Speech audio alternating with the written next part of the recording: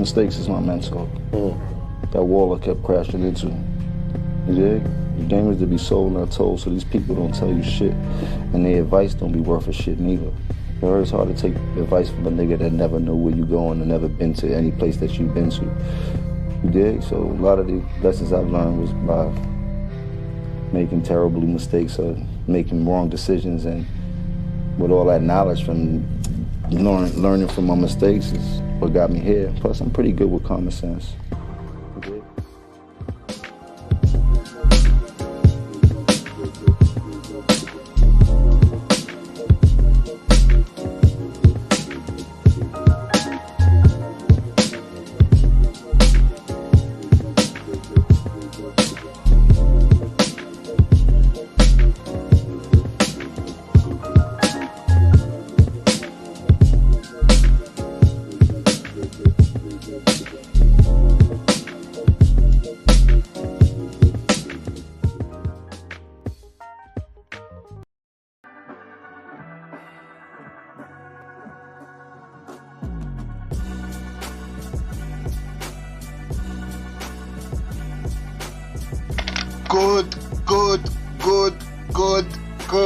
Good afternoon, everybody. Manners, blessings, and respect. Welcome to Big J's escape to the Dominican Republic. I hope everybody out there is feeling good. If it's a day off for all of uno, and I hope uno relaxing and, revitalizing, ready for Monday morning's hustle again. Well, we got Sundays, so it's all good. And people, please stop sending me the video of don't send me that video, man. Too many of you sending me that video, man. I don't want to see no more black people getting killed out here, man. You know what I mean? For real. You know, I just want to watch my boxing tonight and have everything easy. Look, and people, my Cash app is pinned to the top, so please feel free to donate if you need be. If not, please smash that like button. It helps the channel grow.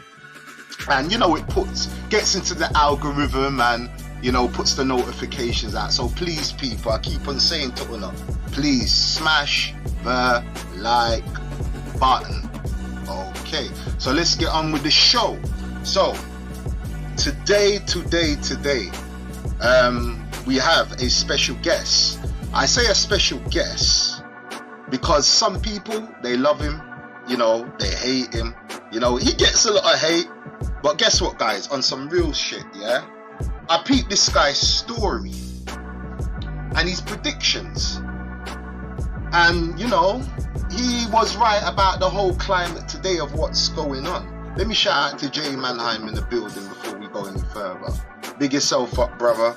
Respect. We got 12 people in the room. Please smash that like button, people. Come on. But anyway, I want to introduce this guest. As I said, he's been talking about a lot of things, that, relate to the climate today. This guy, what I've seen, has tried to band a lot of brothers to work together and was also a walking example of leaving the matrix for the better, to live and live. I believe that's very important. Myself, to be quite honest with you, I'm going to keep it 100 as I always do. I misunderstood this brother. I really did, and misunderstood what he was trying to basically do for us. I would say, people might not agree with me, but I have to keep it real. He was definitely one of the pioneers of the Black Manosphere travel. So, without no further ado, I would like to welcome to the show, the one and only Chris DOGAN. What's up, sir? In the building. What's good, man? How are you? I'm not too bad.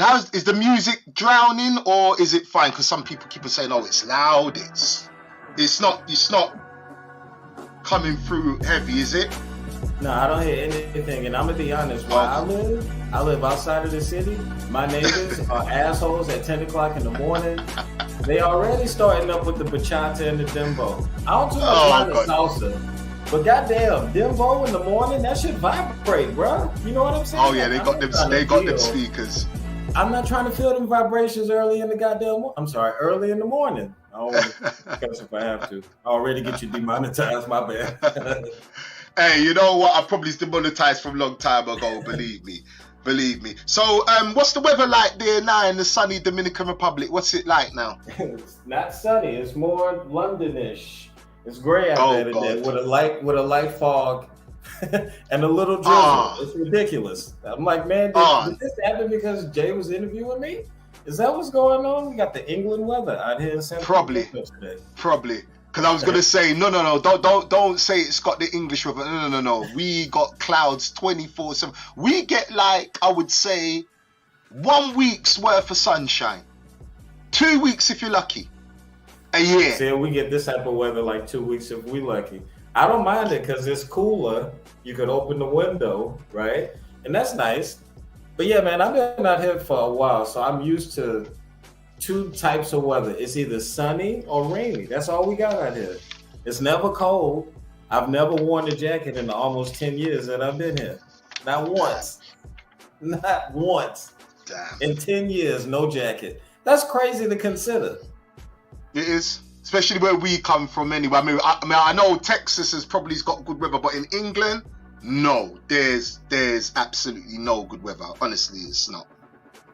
Well, like you say, I think like I'm gonna say it like in the English. I had a proper leather jacket when I lived in Texas, because it do get pretty cold in Texas. But since I've been here, I left that. I left my car. I left all my art, my furniture. The only thing I brought when I came on my first, when I actually moved in, was my TV, and it got messed up in transport. In hindsight, I shouldn't have brought nothing. I should have just bought my clothes. 2 suitcases worth of clothes. If I could do it all over again, 2 suitcases worth of clothes and like some, you probably not gonna know what this is, but the brothers in the States know that Tony Sasseray seasoning.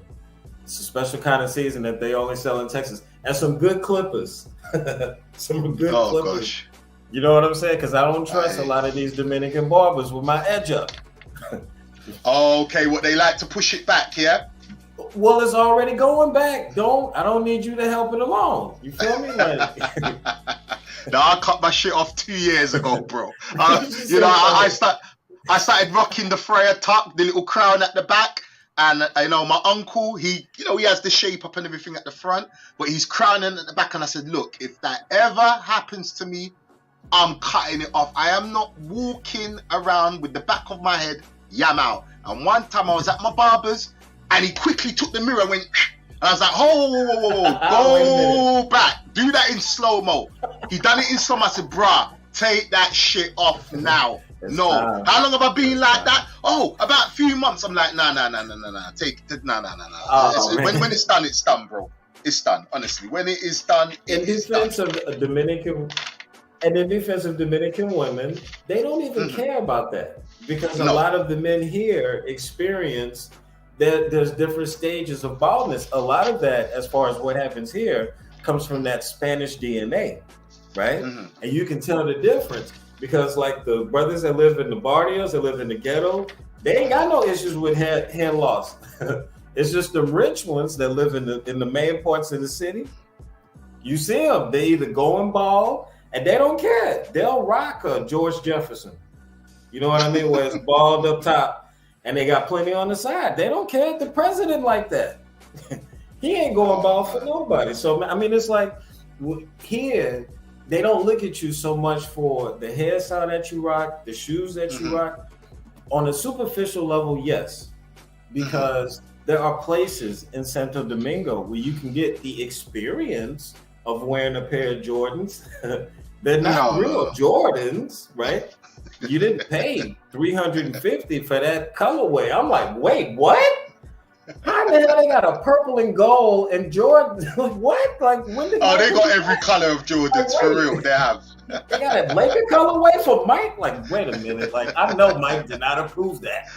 I know that Beyonce did not approve her picture on this goddamn beauty supply, but they do it anyway. It's the experience that they're selling. It's not the actual thing that's so important in the United States. And what's interesting is that capitalism forces us to pay top dollar for these things. But when you go to third world countries, people are having those same experiences for much cheaper. You mean to tell me that chappie walking down the street don't feel good about herself because she got a fake Louis versus a Oh, real she don't Louis? care. Do those She other don't care. Dominicans know? No. Mm-hmm. So it's the perception more than the actual physical thing, which is so important for us. If brothers could understand that what you're selling essentially is a dream, just like everybody else, then it would be much easier for them to navigate once they come here. They trying to sell the actual thing, right? They giving them all this money, promises, when I get back, I'm gonna help you out. Why? This is a one-time interaction, right? If brothers are moving that way. Now again, I would hope that we're gonna discuss the differences of moving one way versus another way. But if you move that way, you have to ask yourself, why are you paying her to spend the night? What are you really looking for?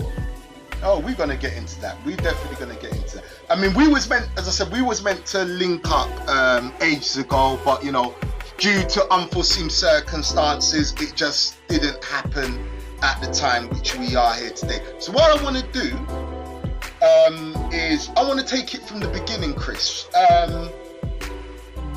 Those who don't know you, which part of America are you from? Where did you grow up? How was life as an American, as a black American? Those who don't know you, that is. So how did you grow up? What part of America are you from?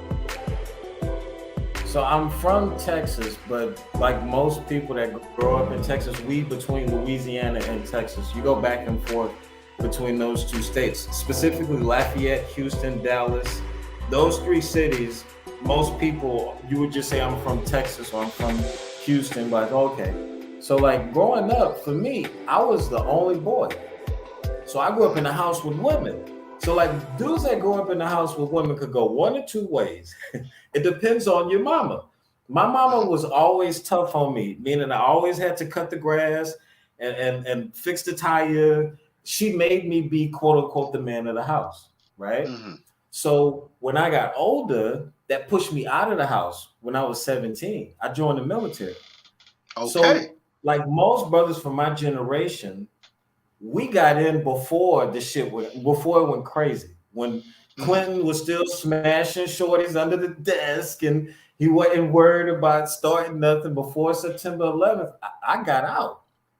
So my final couple of years, I was on what they call individual ready reserve, which basically meant I could sit at home and collect checks. I used that to go to college. So I didn't start college until after I got home from the military. So I was already a young man going into college with my own apartment. So none of this was new to me as far as like having the ability to rock outside of what everybody else was doing and to kind of watch how dudes move. And so then like, I would be like, damn, man, like dudes is really living together in apartments? Like who would do that? I never understood that. Like living with another dude. You feel me? I couldn't grasp the concept of not wanting your own spot. Like, why would you want to share what you have, whether it's food or women or whatever, with somebody else? Like, we can live in the same building, but nah, bro, you can't stay with me. So from a young age, I was always like, nah, fuck that shit. It's better to struggle on your own. Nigga, if I got 3-pack of ramen in there, when I get home, it's still 3-pack of ramen in there. Fuck what you talking about. You come home, it's 2-pack of ramen missing. Nigga like, oh no, what happened? What you mean, bro? It ain't but 2 of us in here. How you don't know what happened to the ramen? It's just heartbreaking. You feel me? So from that, I started working, but I wasn't using my degree. I wasn't. Right. I was working in Chili's as a waiter, just trying to get by. My best friend was the cook, and we would just be hustling. You know what I'm saying? Get off work with our $50 and smoke a little something. Whatever. I did that for a couple years until I got back on my own feet. I got fired from Chili's and I took an opportunity to work for this company called Valak. They was taking dudes working in the call center. What? No way I was supposed to have got that interview. But I hustled my way into that interview and I felt like, boy, they fucked around and let my ass in the door. They ain't never coming off this job. And I never did. It was literally on some pursuit of happiness type shit. Because my name is Chris. I was working for a financial services company, and every week we had to do an exam where you had to score over a 90. And if you in the top 10%, you continue. And if you under that, they fired your ass on the spot. So every Friday, niggas was getting fired. White boys, Mexican dudes, black ladies crying. You got to go. Everybody.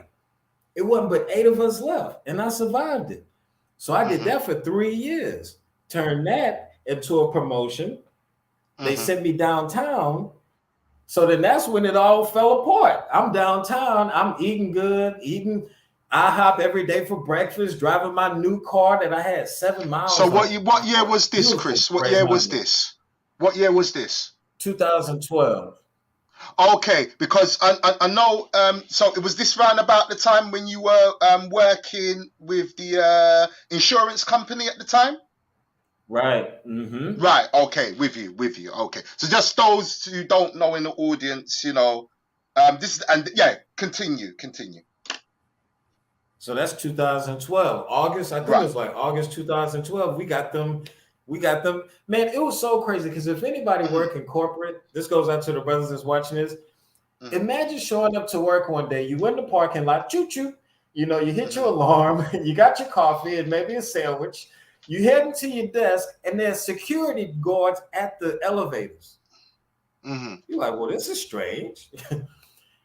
Within 5 minutes, you notice that everybody else can't get in the building either. You're like, what the hell is going on? Everybody's phones start going off. Everybody's phones going off from emails from the company. Report to floor 33. Report to floor 62. Like, what the fuck is happening? And that was how they fired more than 200 people on the same day. Wow. Yeah, it was crazy. Wow. It was crazy. So I looked at it like, well, shit, y'all just gonna give me this money? So I was like, y'all owe me my bonus, y'all owe me my severance, y'all owe me my 401k, because I'm definitely gonna cash that out because this is wrongful termination.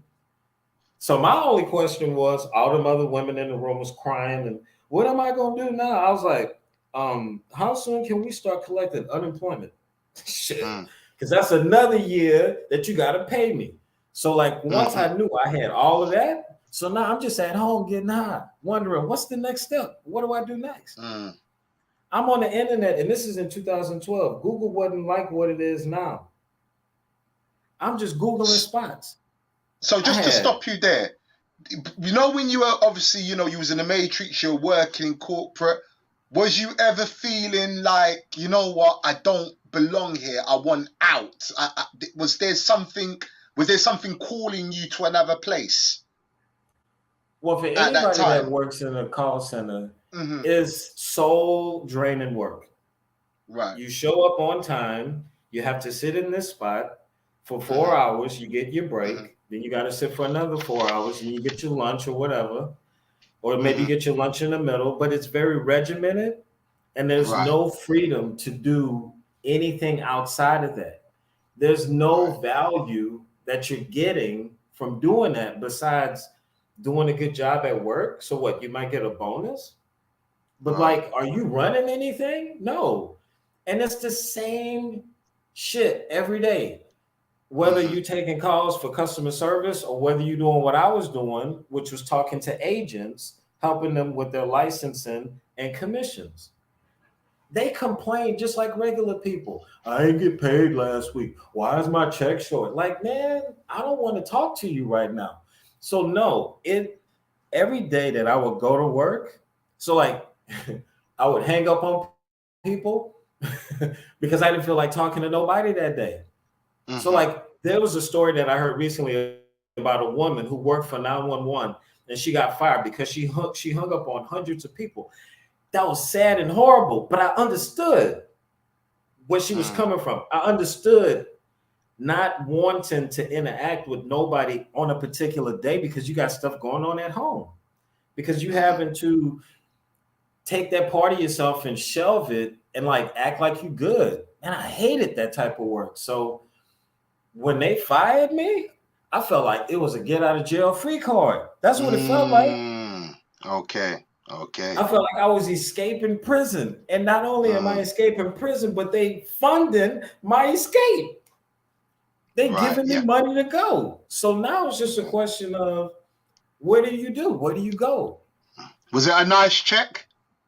Oh boy. All right. So I got my severance. I mean, it's in the biggest scheme of things, no. Yeah. But for a single guy with no kids, who up to that point had only made the most I had ever made before I got that promotion. When I worked for Chili's, I probably made, I made $50 today, right? It was like by the day, I made $50 today. So then it went, I made $36,000 a year. Ooh. Then it went to, I made $45,000 a year. Wow. Okay. But it was never to the point to where I was like balling out of control. I never was living like that. That's another thing that I should let brothers know. I'm not one of these brothers that come from Bitcoin or while I was balling in the States. I was living on a budget even when I was back home. Shit, I had a 1-bedroom apartment, nice car, but I did everything on my own. I didn't need no help. So I felt like wherever I go, if I can do it on my own without help, if I could give me what is equivalent to what I have here in the States, somewhere else, then I'm doing good for myself. If I can beat what I have here somewhere else, then I'm winning. Because what is happening here, and this again, you got to go back. This is 2012. Obama was still president. I wasn't feeling none of that shit that was happening. None of it. I saw all of this coming. If you go back to my tweets back then, I told motherfuckers, they gonna try to lock everybody in this bitch. Y'all better get y'all passports before they make it too hard to travel, before you unable to travel, before you stuck in the place where you at. I'll be damned if that coronavirus shit ain't hit and that shit ain't coming to fruition, where you couldn't even leave your apartment, let alone the state. One of the only countries that was open during that entire time, Dominican Republic. Dominican Republic gained more in money and tourism as far as visitors and dollar per capita during coronavirus than any other country in the world. That's facts. You can check that. So was there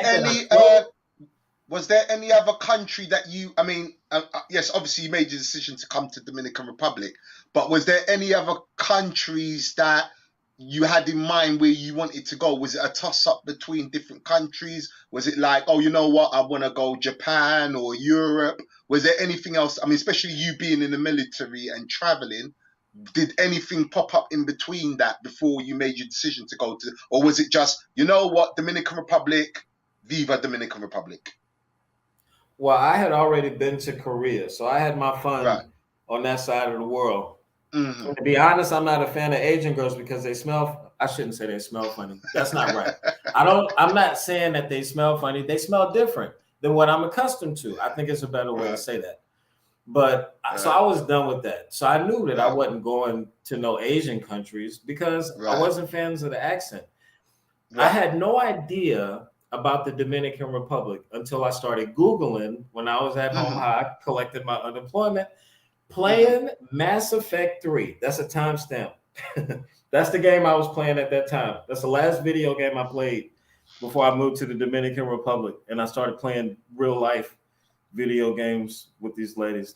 It's like a real life Sims on that. You know what I'm saying? But I had a couple of places that I had written down. Brazil, Dominican Republic. I think I said I wanted if I had to do it in hindsight, Ethiopia would have been my destination. Okay.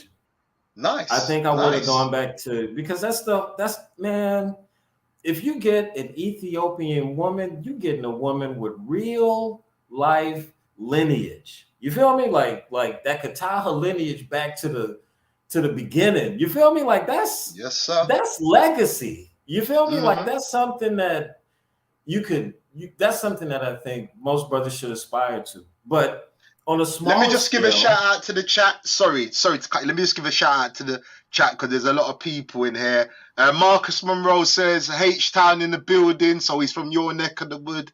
Big up Marcus Monroe. Look out for this brother. He's going to start his YouTube channel soon. So definitely be on the lookout for this young brother. So salute to you. Mark Cole in the building. I was in the UK whole of April. It was sunny every day. Just bloody hard. I don't know what part of the UK you was in, but anyway, salute Mark Cole. Teacher B, every security guard has a spell. Okay. Salute to you. People, please smash the like button. Manners and respect. Extreme Pick, salute to you, my brother. Amiga Jackson, salute. Big J and Chris. Yep, did shut down the music. Okay, cool, got ya.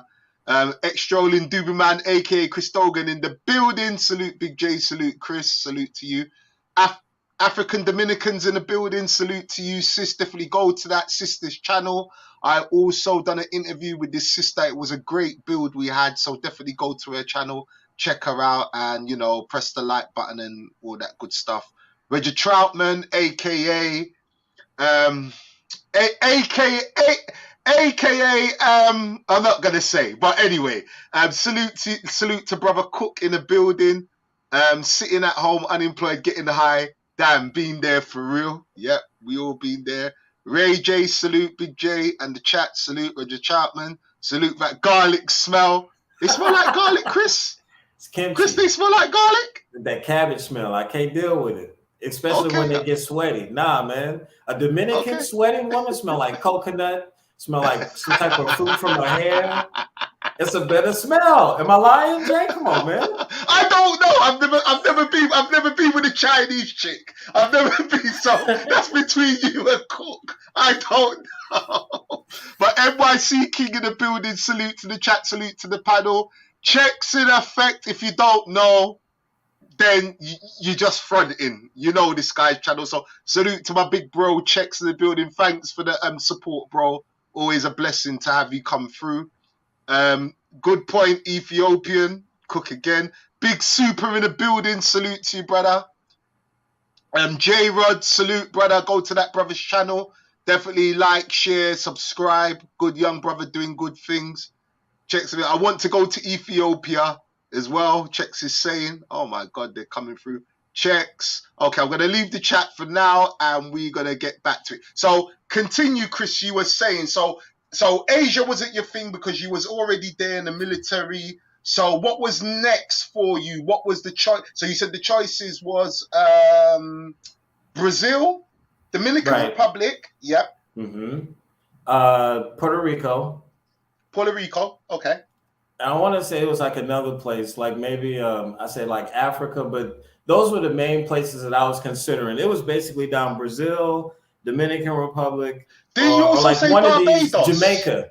Jamaica was another one. Didn't you also say Barbados? You was going to go to Barbados, if I'm not mistaken. Yeah. That was the original plan. That's what I was getting to. Yeah. Yeah. I did my research. My original tweet. Yeah. Like the original tweet that I sent was like, because I was very high during this time. I didn't have nothing else to do but sit at home and smoke. So I was like, I'm going to Barbados. I'm gonna holler at y'all. And you know what it was? A lot of people may or may not remember this, but they was talking about that the world was going to end in December 2012. And so they're like, I was like, see, God did all of this for a reason. God let me lose my job so that way I could go and enjoy my life before this shit ends. Fuck it. So that's when I had created the plan to travel. Listen, if that whole stuff about 2012, if they never had said that stuff, or maybe if I wouldn't have been as high as I was at that time and it made me believe it, none of this would have happened. You feel me?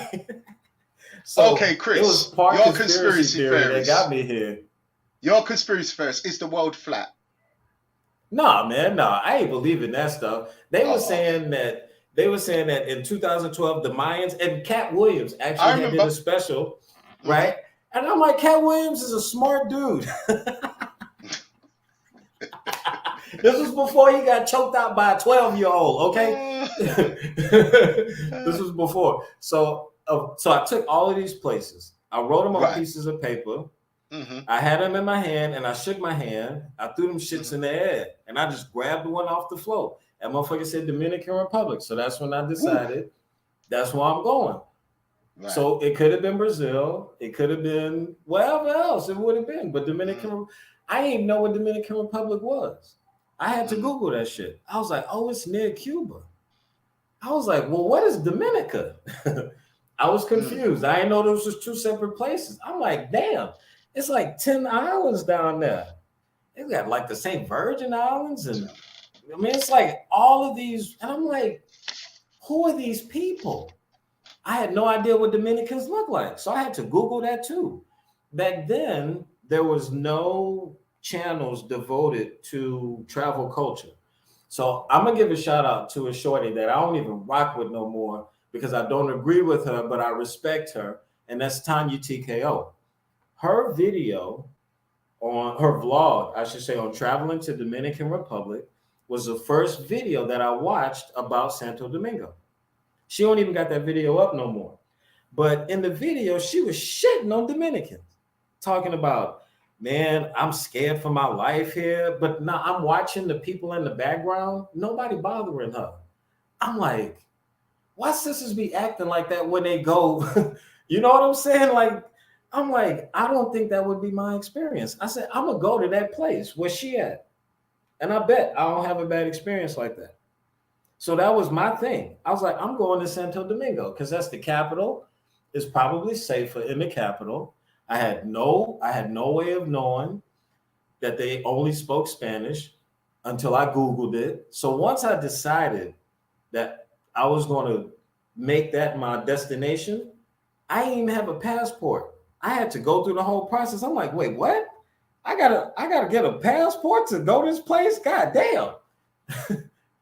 All of this is unfolding after I decided to do it. I had to research how to get a passport. All right, so I sent off this. I go to the post office, take a picture. A month and a half later, I get the passport. 2 months later, I get the passport. Like, oh, shit. It's on and popping now. Like, all this money just sitting in the bank. I hadn't done nothing with it besides buy Mass Effect 3. So I got me some new clothes. You know what I'm saying? Some new tennis shoes from Academy. Shit. Pack my bags. And shit, man, I got on that motherfucking flight. So I got on this is what I did. My first trip, I did it was basically all inclusive. It was for 3 weeks, right? So from December 17th until like January 3rd or January 4th. So I figured if the world ends on December, I ain't coming back. But I mean, if it don't, then I got to come back. I'll just go back.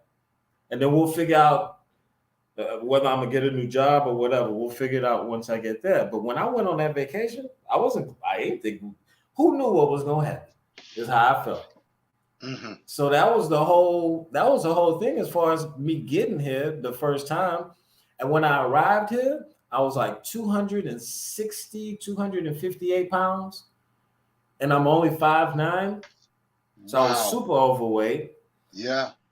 I was eating Whataburger, Burger King, McDonald's. That was my diet. I would go to McDonald's for breakfast, two egg McMuffins. Then for lunch, a double cheese. You know what I'm saying? And then the McChicken, but then you flip the bread because it's a whole thing where you flip the top. So you were just basically slowly killing yourself, basically. Bruh, I was eating the worst shit and I wasn't exercising. Oh, and I felt like I didn't know what depression was. But yeah, I was mad depressed. So like, I'm gonna tell you something. This was crazy. I don't know if you ever seen that Marvel movie where Thor got fat as fuck. Yo, that shit almost made me cry. No shit. I ain't even bullshit. When I seen that nigga fat, I was like, yo, that was me. That was me before I took my first trip, bro. Just sitting at the house playing video games, not healthy. You know what I'm saying? So like when I took my first trip, I just wanted to get out. Just get out of the city. Let me just clear my head. Let me see what life is like for these people. And so when I came here, I was just, the first day, all I did was people watch. Just watching everybody. Just looking at people like, my brain couldn't process what I'm like. All these people look like me. And you didn't even know an ounce of Spanish. You didn't even know an ounce of Spanish, did you? I knew hola, no entendiendo. That's how I would say it. No Nintendo. I thought it was like Nintendo. I was like, oh, I got this shit. The Spanish shit easy. Nintendo, no Nintendo. Yeah, what's up? I know this Spanish is easy. That's how I felt. I'm like, yo, they bugging. This Spanish is not hard. So they doing a little. It sound like they doing work outside, man. I'm sorry. That's too no, you're good. You're good. We can't. No, we can't hear anything. I can't hear nothing. Literally, we cannot hear nothing.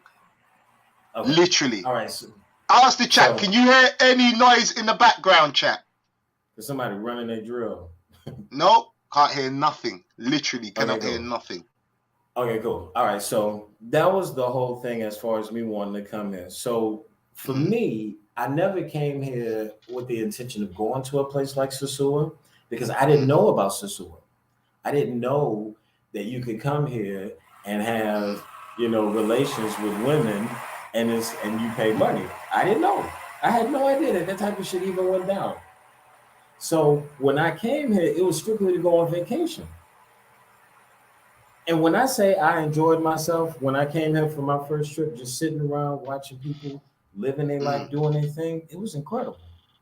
It really was. It was just the ability to not have to concern myself about the stresses that I had been living with up to that point. Because I was single. I had just recently gotten out of a relationship. Me and my girl had been together for 5 years. Beautiful sister. And when I say beautiful, I'm talking about like Beyonce level beautiful. She was in the choir. She played the piano. She graduated from college. And she was one of these sisters that Kevin Samuels talks about, where we was together and wasn't nothing wrong with our relationship, but she needed more, right? So she fell for this realtor dude who I don't want to get into it, but we broke up. Now, I ain't go and try to fight her or fight dude. I was just like, yo, you breaking my heart right now. You know what I'm saying? I'm like, yo, why are you doing this to me? And this is horrible. And yeah, I went through all my emotions. You know what I'm saying? I'm a grown man. I ain't gonna lie. But he was in love with this woman. So, yeah. Dude, it's 5 years. We was together since we was in college, right? So coming off of that, I was like, yeah, I deserve a vacation. I deserve a vacation. So that was the whole synopsis. So coming here, I was like, I'm single. If I meet somebody, I meet somebody. If I meet somebody, I meet somebody. It's cool. I knew about Dominican Cupid, the website. Okay. Dominican Cupid was new back then. So the pictures was mad bummy. Those pictures was horrible of the people. It was horrible. The photos of the people that we used back then, right? Hold on a second. Let me do something real quick. Because they ain't tripping. Hold on a second. All right, yeah. So, yeah, we're joined today by Chris DOGAN is in the building. Please, people, smash that like button. And, yeah, if you can quickly just take this video, share it out who you need to show it out to. And, yeah, man, we're going to get into it, man. We're just getting into a little bit of Chris's background, how he came to Dominican Republic and how we got there.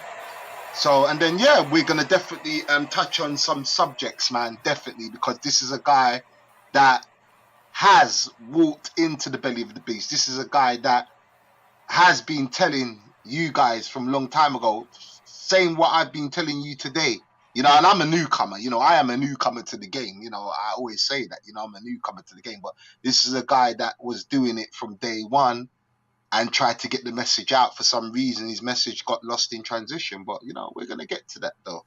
We're going to get to that. Okay, so, yeah. So, like I said, I had no expectations. I had met a couple of women on Cupid that... Okay. One of the women that I met had 3 kids. And I was okay with that because all of the kids were, like, damn near teenagers. She had one little one that was, like, 6. But, like, the other 2 were, like, basically teenagers. So I'm like... And again, this is 2012. She had a good heart, beautiful girl. And I trusted her because I felt like if this is a mother of 3 kids, she's probably not going to play no games on me. She's probably going to be a good woman that'll be able to show me around the city, that'll be able to show me what I need to know, things that I need to know, somebody that I could lean on. So then that way, if things work out and I do decide to come back, then I'll already have a buddy on the ground. And that's probably from my military. You got to have contacts when you hit the ground. You know what I'm saying? You got to have boots on the ground, like they say. And so, like, for me, it was important for me to establish a network of women that lived here that I could use as a contact system for things that I needed. And that proved to be super valuable when I moved here because I've only had 2 apartments in the 10 years that I've been here. My first apartment was in the very exclusive neighborhood, Gosway, right above a bar, right next to I know where that is. I know where that is. Bro, when I say that was Women's Central, bro, you can't have no better spot than that. And I was paying $14,000 for that 2-bedroom. It was above a bar. But bro, every Friday, we're gonna get to that. Every Friday night was karaoke night. Oh my God. All I had to do was go downstairs. That's all I had to do. It's just leave my apartment and go downstairs. And it's like 6 women celebrating their birthday. It's somebody's birthday tonight on a Tuesday. I'm like, oh, I guess we partying tonight. But we'll get to that. I didn't know nothing about that when I first came. And I didn't speak any Spanish. So when I met that shorty for the first time, and she took me around the area and she showed me how Dominicans live. She cooked a meal for me. She brought me over to the park. And like and this is what I would notice. And this is when I knew that I had chosen well. I didn't have 10 shorties lined up. I only had like 3 or 4. And those 3 or 4, we had been talking on WhatsApp. And then I always, even back then in 2012, I was like, can you do video chat? And she explained to me that here, the internet is very expensive. So for us, it's nothing to do FaceTime because you're not even taking into account what you pay as far as packages, as far as you pay in the United States, for example, and this is not a detour. I just want brothers to understand something that please drop your wisdom, bro. Please drop your wisdom, please. Even now to this day, the Dominican Republic has a monopoly on how people can interact with the internet. And that means as far as phone and data. So in the United States, I could have a Cricket phone and I pay $50 a month, unlimited internet. The only thing that they charging me for is it's like if I go over 30 gigabytes or 50 gigabytes or something like that, something crazy. But besides that, I got 4G anywhere and everywhere. Anybody anywhere could call me on my phone, no problem. Now, they'll get you as far as but text messages is free too. More people in the US use text messages, not WhatsApp, because text messaging is not a charge. So it's more common for people to text back and forth, or like if you got iPhone like that, as opposed to using an application like WhatsApp. So I didn't know nothing about that. So I can't tell you how many women I passed up on because for me, that was a red flag and I didn't understand the game. So when they would say, no, I can't video chat, red flag, but that's not true. It could just be, well, her phone was shitty. So we have to be careful with that too. There's other ways to investigate or to do your due diligence on these women that you're talking to. One of the biggest misconceptions that brothers can make when they come here is that a woman is trying to game them. And that might not necessarily be true. Either you didn't do your due diligence, because it's all out there. Dominican women are more private, in my opinion, when it comes to their real social medias, when it comes to their real Facebook, the one that they got their friends and family on. Their real Instagram is private. If you got a shorty and her shit is like XO _ Barbie, that's not her real Instagram. That's her trick Instagram that she used to pull goofy niggas. That's not her real page. All of those pics on that page is sexy. Facts. She's not showing that to her friends and family. On her friends and family page, just graduation pictures. Pictures with her friends in the birthday party. So right. there's ways that you can do your due diligence to see exactly what type of woman that you're dealing with. Again, back then, my main thing was she got 5 pictures on her profile. That was important to me. She got 5 pictures on her profile. When I called her, she answered, and she told me about this really interesting application called WhatsApp that we can use to chat for free. Short as a keeper. She was the one who eventually signed my lease. She was my co-signer on my first apartment in that first shorty that I met on Cupid. So like I felt like I had chosen really well. Now I want brothers to understand that this is a different time that we live in. And the Cupid that we had back then is not the Cupid that's available to you now. There's a much more process of mining for those diamonds in the rough as opposed to machine gun fire where you send 50 copy paste messages to 50 women.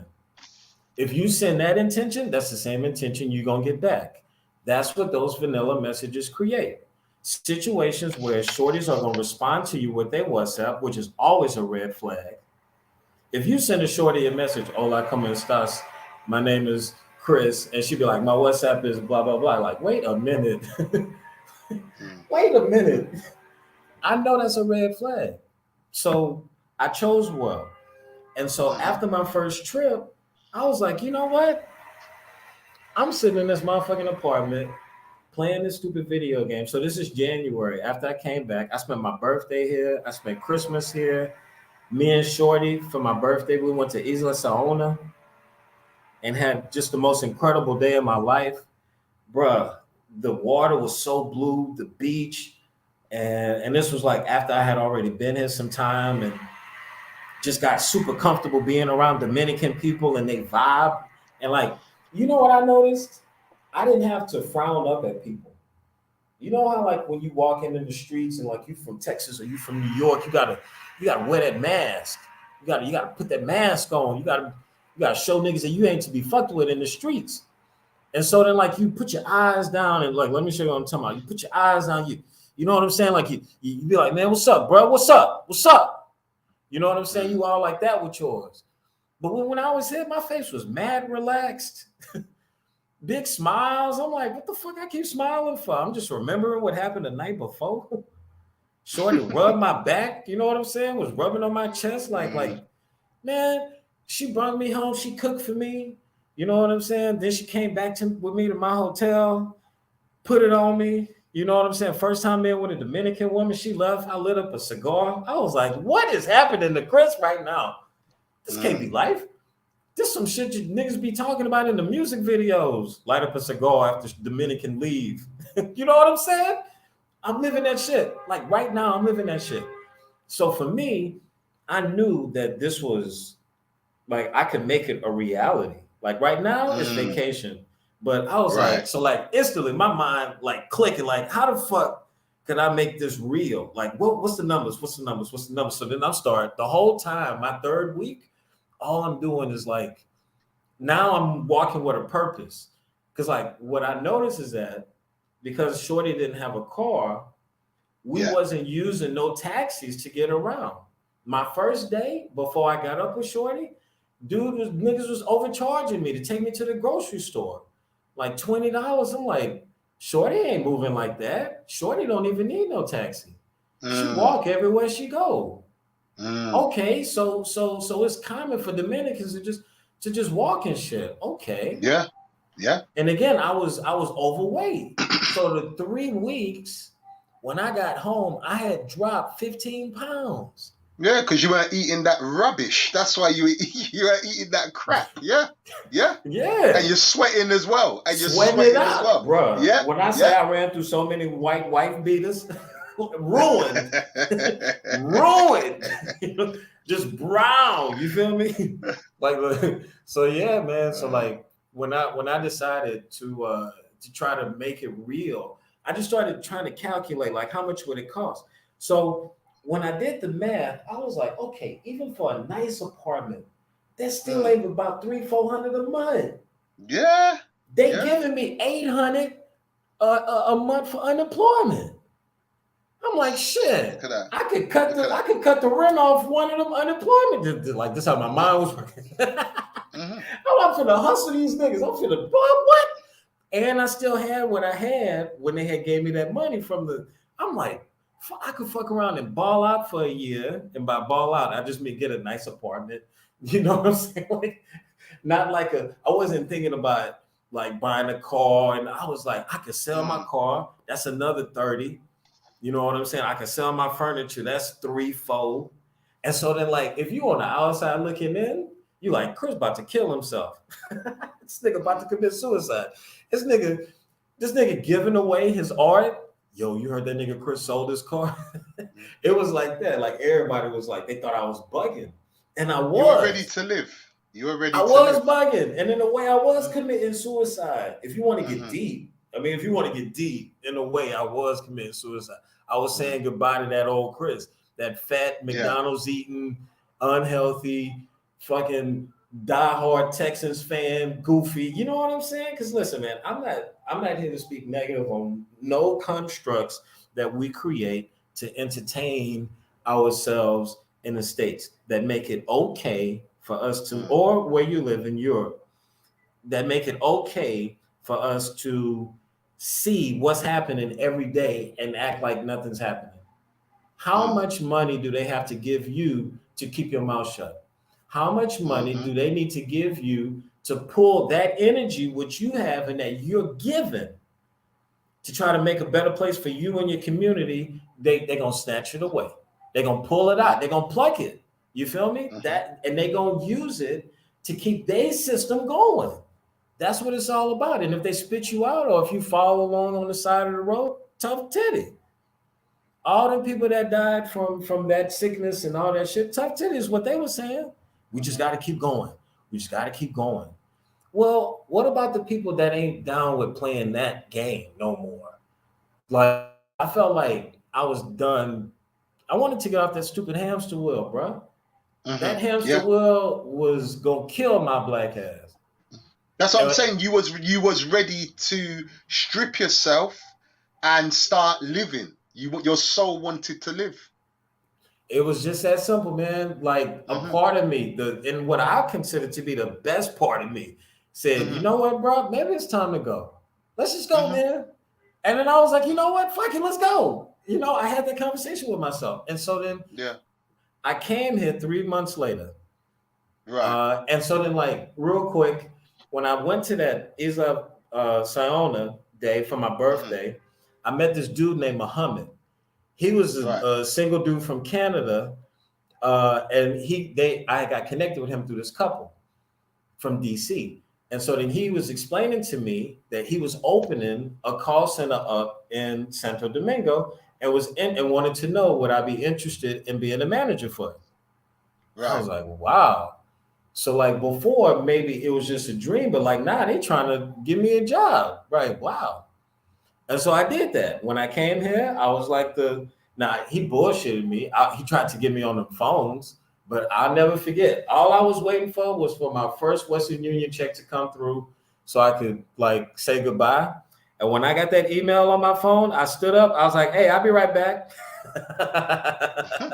Shit. Right over there by La Was. I went and got my first little check and I said goodbye to that. So like for the first year that I was here, I didn't work. All I did was grow my plants. So when I came here, and again, I'm just talking about flowers, roses. When I came here, because when I was back home, I had always read about growing flowers, growing roses, daffodils outside, like you could do it yourself, right? And so like that always interested me. And I said, if I ever have the opportunity, I'm gonna do that. And so then I did. And so then in my first apartment, that spot that I told you, I had 10 flower seeds that I brought with me from the US. You know what I'm saying? And then I had some flowers that I had picked from here too. And what I did was I created 3 generations worth of my own flowers. It was an incredible year for me. It was an incredible year for me. You know what I'm saying? Like seeing those plants grow and not having to work and being able to just go out every day and be like, what are you going to do today? and like not having an agenda, not needing to plan anything out, and just going wherever you feel like going is an incredible way to live. It's a very addicting way to live. And it wasn't that I was chasing women every day. There were some days, that I had dates and all that type of stuff, but more so I was just walking around Santo Domingo, bro. I was just watching people live their life. I was like, damn, this old man play dominoes every day. Like he must own his house. And so then that got me curious about how property and value, like how that all works here. A lot of brothers don't know that once you buy a property here, there's no property taxes. No, So what there you isn't. own, you own outright, which means you can then pass that on to your children. A lot of women here are what maybe Americans or Europeans would call broke because they don't gain a high income. But if you want to equal the debts that she has, the capital or the credit card debt and the property taxes and those type of things, health insurance, car insurance, versus what people are paying in the States and Europe, it's not even a comparison. She owns her house. She's not paying for that. So anything that she makes from the salon is tax-free. That's all income that she's earning, that she doesn't have to, she ain't got to pay no rent. When she goes to the grocery store, she's not paying $2 for an egg. You feel me? It's not that. When she buys water, she doesn't have to buy a 12-pack of Dasani water that costs $5. They buying that Planeta Azul for 40 pesos. That's 2 gallons worth of water. Like, come on. What are you talking about? True. You're just saving money everywhere you go. Everything that you do, you're saving money. So, like, for me, I was like, not only am I saving money by living here, but I'm losing weight. Like, my clothes are falling off. Before it was all said and done, after my first year, I had lost 80 pounds, bro. Look at that. Wow. She was ridiculous. And I wasn't going to the gym. I wasn't going to the gym. I kind of was going to the gym in one way. Yeah, but you were eating organic food, because if you look at the food, you were eating organic food. Everything was from the ground and the tree. And I still eat like that, like the rice, the beans. Yeah. Like, man, like yesterday I went to the museum and then I walked from the museum down to this little cafeteria that was down the street from it. I paid 200 pesos. I had a big ass plate of rice, those grandules, the green beans, a big salad. No, I don't like guanduli, man. You're on your own with that one. I eat all of that. Just give it here, man. Put it on the plate. I'm good. You know what I'm saying? But I'm saying like the food is 200 pesos. In dollars, that's like $4. Now, if you take $4, you're going to get 2 double cheeseburgers, a large fry, and a drink. I know, that's the dollar menu in Wendy's. And a slow death. Right. So fast forward. That's right. You went back to America 2015 to re-up. And 2016, you came back. And that was your permanent move to Dominican Republic. Am I correct in saying that? Yeah, I wasn't going back. I wasn't going back. That year, I worked in a call center in the States in Houston. Man, I was like, nah, I can't do this no more. Nah, one cold Christmas, I was like, nah, that's it. Done. Done. I ain't care, man. When I left, it was so crazy because nobody knew besides my best friend. And I had 1,300. Because, listen, when I moved back, my mom gave me the opportunity to rent the house that we grew up in. But like most American mothers, it's a business. So I'm paying more when I'm back home than what I was paying when I was here. I had to get a job because I was going broke. I was running through my little savings. My mama didn't care. I'm not saying my mom is a bad woman. I'm just saying she made money off of me. Stand on your own, man. And it's not nothing that was not right. Of course it's right. That's our house. You're gonna pay someone else. Exactly. So you're gonna give that to someone else. So right. So like I was paying way more. So like that more than anything ate up my savings. You know what I'm saying? So like, man, fuck this. So then I had like 1,300, and I still had like 20,000 no touch, under no circumstances, money in the bank. And I knew that it was getting bad once I was like, well, I could just take 5,000 out of that. I'm like, no, fuck this. I'm like, if I'm gonna do that, I might as well just go back to Dominican Republic. So I had about 1,500 in my savings account, in my checking account. Mm-hmm. And so then I had already bought the ticket. And so then all I had to do was find a way to get to Dallas. So I had my homeboy drop me off at the bus station. I took a bus to Dallas, sat in the motherfucking terminal all day. I had a one-way ticket flight to Santo Domingo, and I was just praying that them people ain't give me no shit. I was just praying, bro. I was just praying, man, because they could have stopped the whole thing. They could have been like, why are you flying one way? No, you can't do that. But they didn't.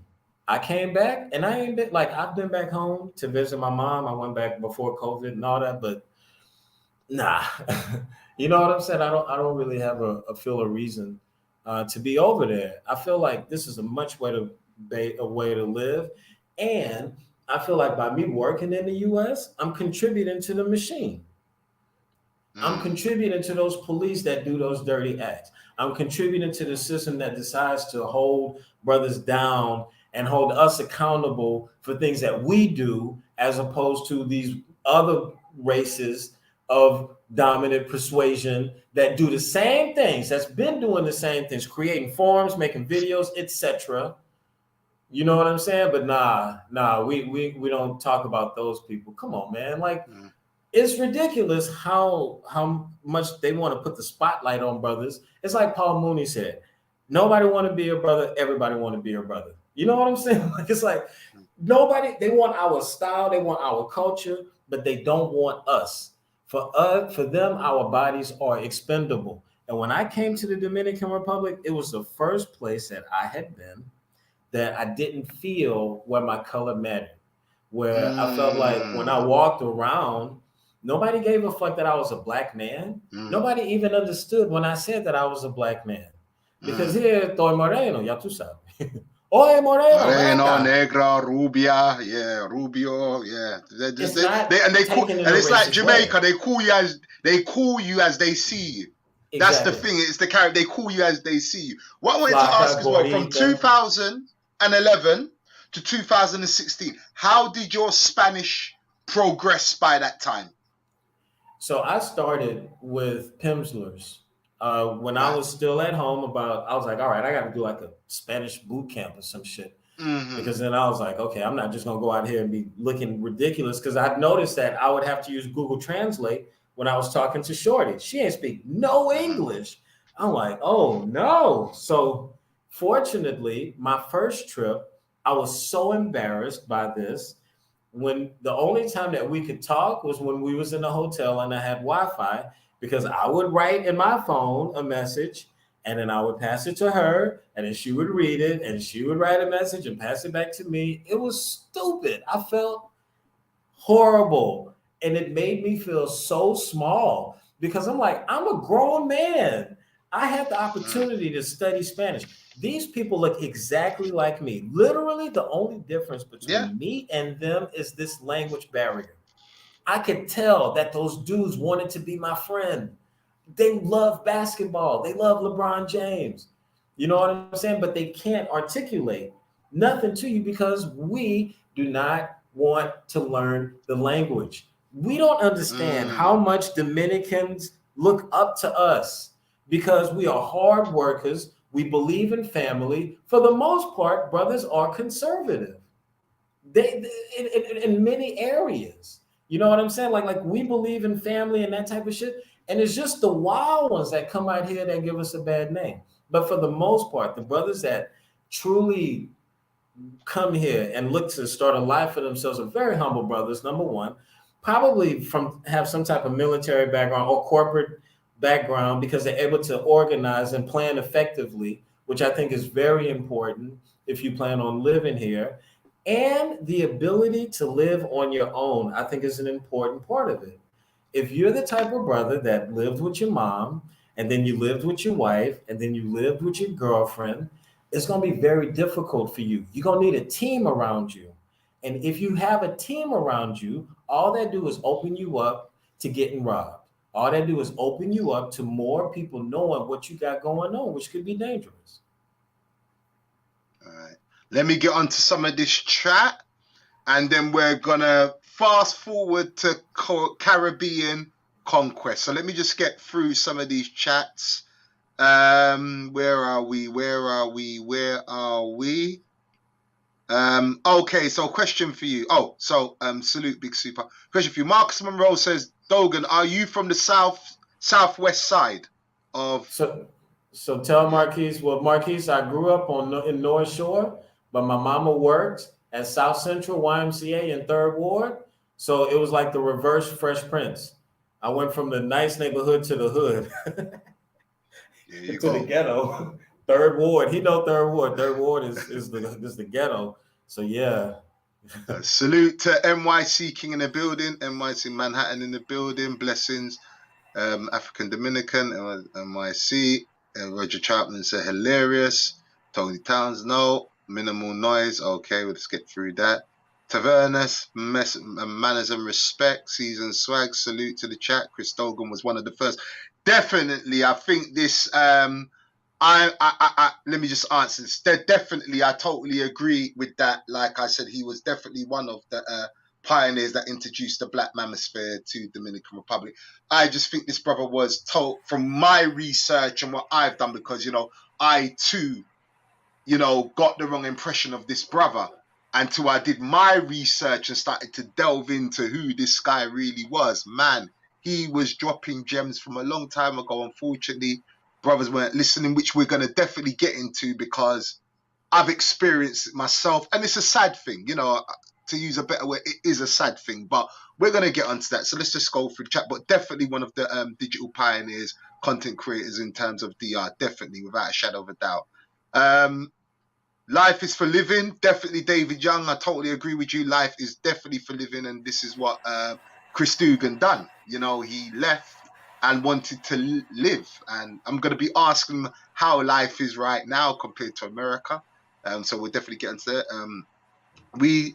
We wasn't born to just work and pay bills. Very true. Season Swag says, real talk. Goofy Matrix gone. Yeah.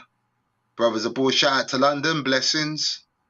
Now imagine everything you said on an 8,000 a month pension. Oof, bloody hell.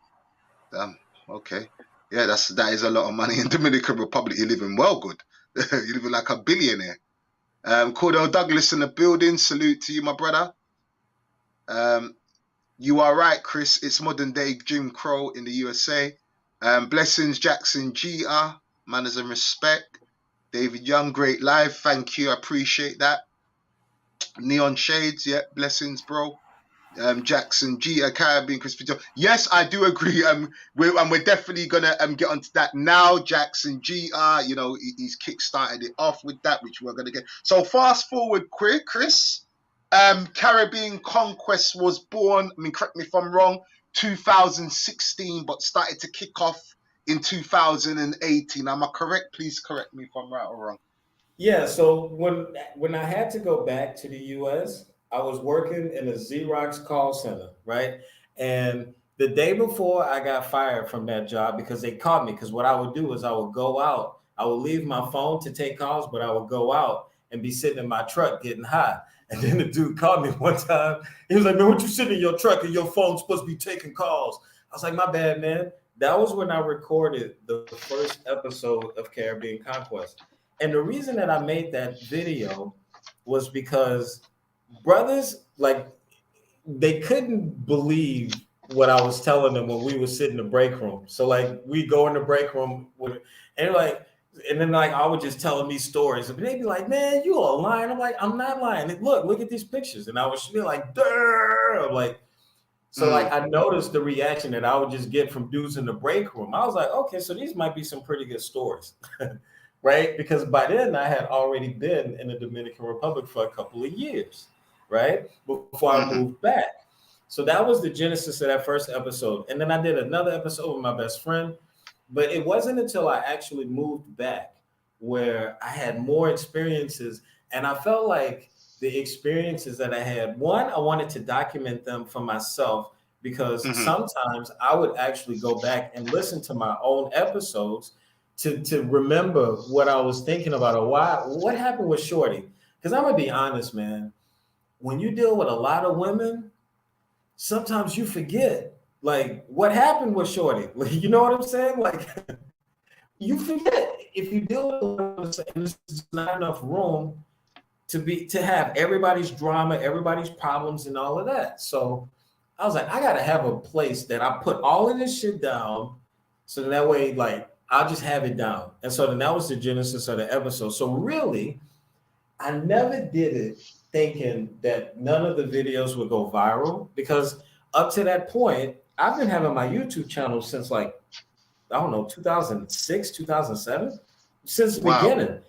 And then they shut my channel down because of the type of content that I was creating. They did a copyright strike. Because back then I was doing like Black Madonna videos and who killed JFK videos. I was all into my conspiracies, bro. Mm-hmm. And like, even if you go back in my history of my channel now, you'll see a lot of those same type of videos. So for me, I've always thought like, nah, this shit's fucked up, bro. You know what I mean? Like, I've always had that, like, that little thing in my mind. So it was always from a place of information.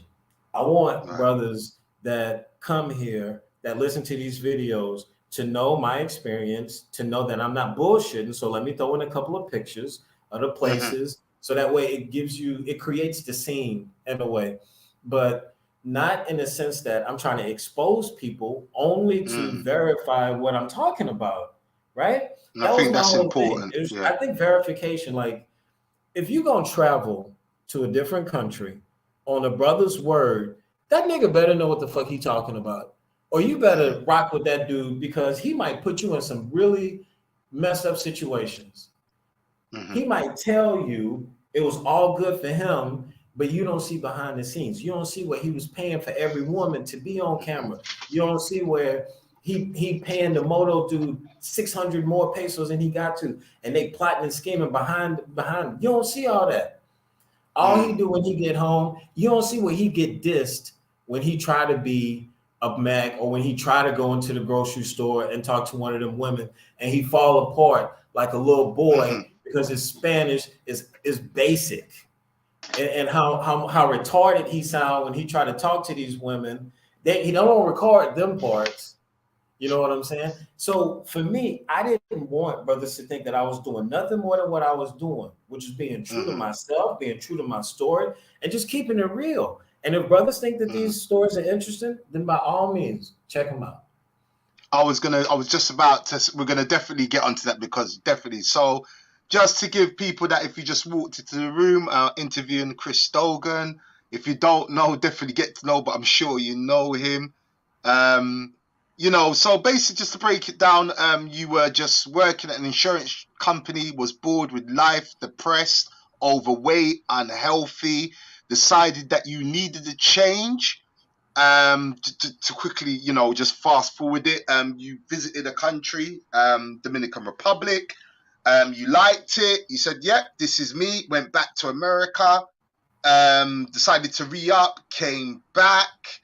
You started a little YouTube channel called Caribbean Conquest. Continued with that. Then you decided that you're going to band a bunch of brothers together through your experience, through your happiness that you were receiving in Dominican Republic at the time. At no point was you bashing the black woman in America or anywhere else in the world. At no point was you creep camming. At no point was you doing any of them things that are going on today. You just wanted to it sounds like you just want, and from what I've seen and research, you sounds like you just wanted to share your happiness and reach out to brothers and say, "Hey, brothers, come over here and come and see the happiness that I'm living." That's right. That was my initial intent, was to create a bridge. Because I wrote this down. I was like, because I felt like if I'm going to do these videos now, if I'm going to do them every week, then there has to be a purpose. I don't want to just do them just to do them. So I was like, the intention was to create a bridge from the United States to the Dominican Republic for brothers, like-minded brothers, that want to come here and maybe make a life for themselves. So my whole intention was to have like maybe 10 or 15 brothers here that live here that we can help if we need help, and then branch those brothers off into different sectors. Right now, that's getting a little bit ahead of ourselves. But when it all came, what for me, Caribbean Conquest was a place for like-minded brothers to learn how to move here. That was what that first generation of dudes was about. They was because a lot of these brothers had never taken trips out to the Dominican Republic. So they were like me in that sense. They found my channel some kind of way. And a lot of the brothers that came from that first generation of Caribbean conquest found my channel by accident. Right. My brother, a good friend of mine, Daniel, we grew up together, was the one who encouraged me, man, you should do more of these videos. They're very interesting. I was like, you think so? Nobody watching them. He's like, man, these videos is good. You need to do some more. I was like, all right, I'll do some more, just because he said so. But to me, like, it wasn't gaining any type of traction or anything. So for people who say, oh, this nigga just trying to get famous, like, where? I never was that dude. It was crazy to me to think that anybody could ever go viral or go big from this type of stuff. I was always mindful of how I represented myself on those videos as a black man here, because I felt that pressure, because I knew I was the first. A lot of the people that I encountered on my first trip said that I was the first black man from the United States that they had ever met. And this was in 2012. So imagine when I came back in 2015, 2016. And so, like, after I started doing the videos, I started seeing more brothers. I was like, oh, okay. When I would go to Zone Colonial, I would see more brothers. And I'd be like, oh, wow. I wonder why he came here. Not even making the connection that those was brothers that watch my video. Watching your video. I had no idea. So the intention was always to try to help brothers, not to try to expose Dominican women. Now, I'm going to be honest. Don't go too far with it, because there's questions, but go ahead, drop your wisdom. There were times where I wanted to speak on the differences between having a real Dominican girlfriend and this new age of what they started to call Champion Daughters, which was around 2017, 2018. Well, pause there. Let's not go too far, because we're definitely gonna get to that, which I'm definitely gonna touch on. And I'm glad you actually said that, because what I wanted to say is, with your experience, Chris, and hold on to that thought, because we're definitely gonna get with your experience. Going to Dominican Republic from 2011-2012, overstanding the culture, picking up the language, in and out, decided that 2016, this is going to be my home, I'm not going nowhere, submerging yourself in a culture. At what point did you, obviously Sosua's always been there, but you playing Santo Domingo know what's going on, and you looking over to outside. Okay, yeah, brothers go to Sosua to have fun. Fine, no problem. No problem with that. But at what point did you see? Hold on a minute, brothers are falling in love with these barrel women. What was going through your mind at this? This is the reason why I say it. There was a video. I can't really put a date on it, but you actually got it on your channel. And it's funny because when we spoke, I said to you, I pointed that video out, so it made sense of that video what you did. And I remember the video was sent to me, and I think you was at the Armvy, and you was not impressed at all. You just wasn't impressed. It was just like you were like, I can't wait to leave this place. I can't wait. Now, unknown to me, I didn't know it was your first time in Sosua. I just thought, man, this guy's being an arse, man. Why don't you just leave these brothers? Leave these brothers alone. Let them enjoy themselves. Let them. But yeah, you were just like cursing, like underneath your breath, like thinking, yo, what's this guy's problem? But unknown to me, it was your first time going there. So when you went there and saw, obviously you know what was going on, but when you're seeing brothers loved up and well, hold on a minute, in Santo Domingo, do you know what you guys are missing? When did that come to you to realize that, as I said, brothers were falling in love over there, opposed to listening to your word, going to Santo Domingo or anywhere, or, basically being introduced to real Dominican women? When did you see there was a problem arising? Because no matter what we think, it is a problem. There are brothers that are falling in love with bottom of the barrel women. So Right. what was your thoughts on that at the time? So I guess around 2000, like I said, 2018, when I made my first trip to Sosua, like I Mm-hmm. had been hearing these stories after we started Caribbean Conquest from new Mm-hmm. brothers coming in that said, "Hey, I found your channel from Taylor Made Dreams," Mm-hmm. because Taylor Made did one video with me back then, Okay. and for some reason he pulled it from his channel. But that one video that we did was bigger than anything I had done previous. Like as Salute far to the as general. exposing, yeah, man. Like Taylor literally put me and I'll tell you who else was in that stream. Ace Live. Ace was in there Okay. too. Salute to Yeah. Ace. Salute And to this was Ace. when Ace was a very small channel too. So he literally Mm. gave me a big platform. So a lot of brothers would say, "Hey man, I found your channel through Mm-hmm. TaylorMade. I came to Sosua first. I didn't like my experience. I want to come to Santo Domingo." Mm-hmm. So then I started. I was like, "Well, what's wrong with Sosua?" Like, so I started hearing these stories about, "Oh yeah, man, it's easy to get pussy there." I'm like, "Wait, what? Mm-hmm. You mean easier than in Santo Domingo?" Like, all you got to do is talk to these women. Like, they are like damn near begging you to take them home. Like, you mean it's easier than that? I was confused. I'm like, and so then when I get there, I'm like, oh, this is gross. Like, these women are not even being themselves. They are uh the Vietnamese version of me sucky long time, like that hola papi. That's the same shit, man. It's literally the Mm. same shit. But for brothers who are living thankless lives, working thankless jobs, to have even a taste of a woman show affection towards you Mm. is powerful, man. For her to touch you on your Mm. shoulder and rub your arm like you exist and not ignore you or make you feel bad because you want to talk to her or because you want to make her day better by saying hello, that's a very powerful addictive drug for a lot of Mm-hmm. brothers. And so these women that are in Mm-hmm. Sosua, they wear this mask, and it's just like that mask I was talking about that brothers wear when they Mm-hmm. in the street. They gonna be hard. Nobody gonna break me. Nobody gonna mess with me. You better not fuck with Mm-hmm. me. It's the same thing for them. I'm about this money. I'm an independent woman. Mm-hmm. I have no feelings associated with these things that I'm doing. And so then I started noticing a disturbing trend, not only in the music, because Mm-hmm. my first girl, she was all about Mark Anthony, salsa, Mm. merengue.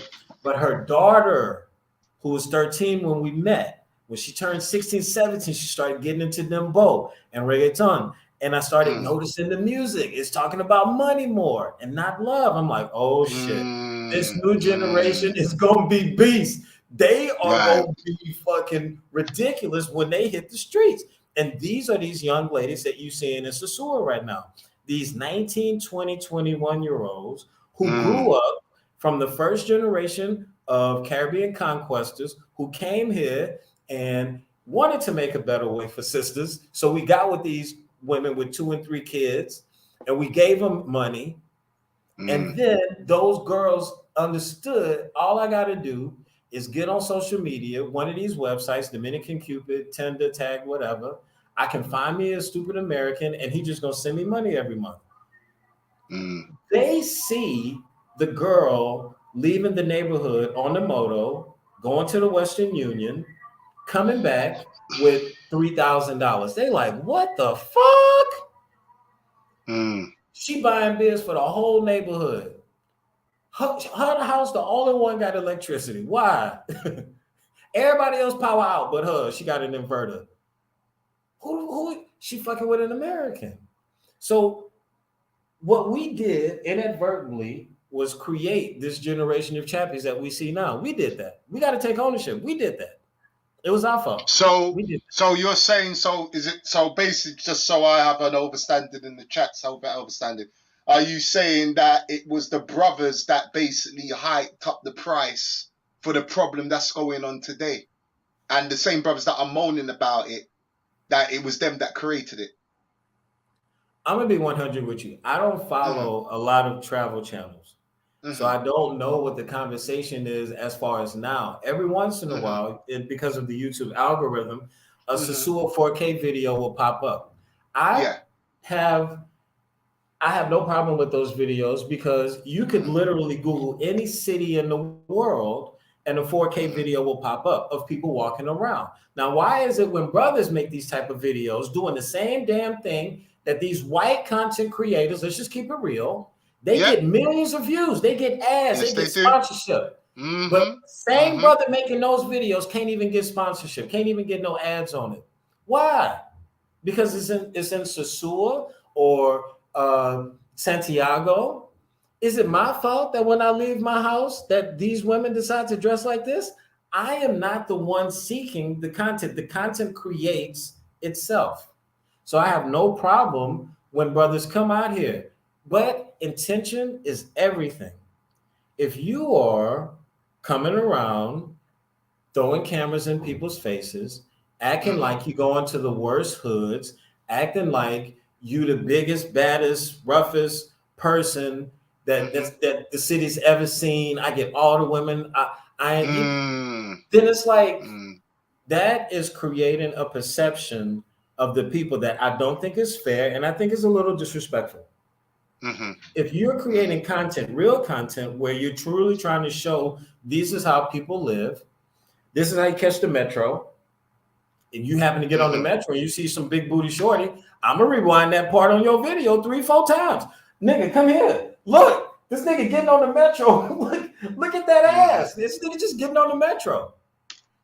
That's not your fault that popped into your video. So I understand where brothers are coming from, but I also think that there's a negative aspect to it where brothers are doing it only to create, only to get the views, only to get the content. Clicks, It is definitely views and clicks. And it's not so much that it's coming from a good place. So the women understand that. And the women are not stupid. Like a lot of brothers think Dominican women are stupid. They're very intelligent when it comes to the street shit. When it comes to hustle shit, they smarter than a lot of women in the States.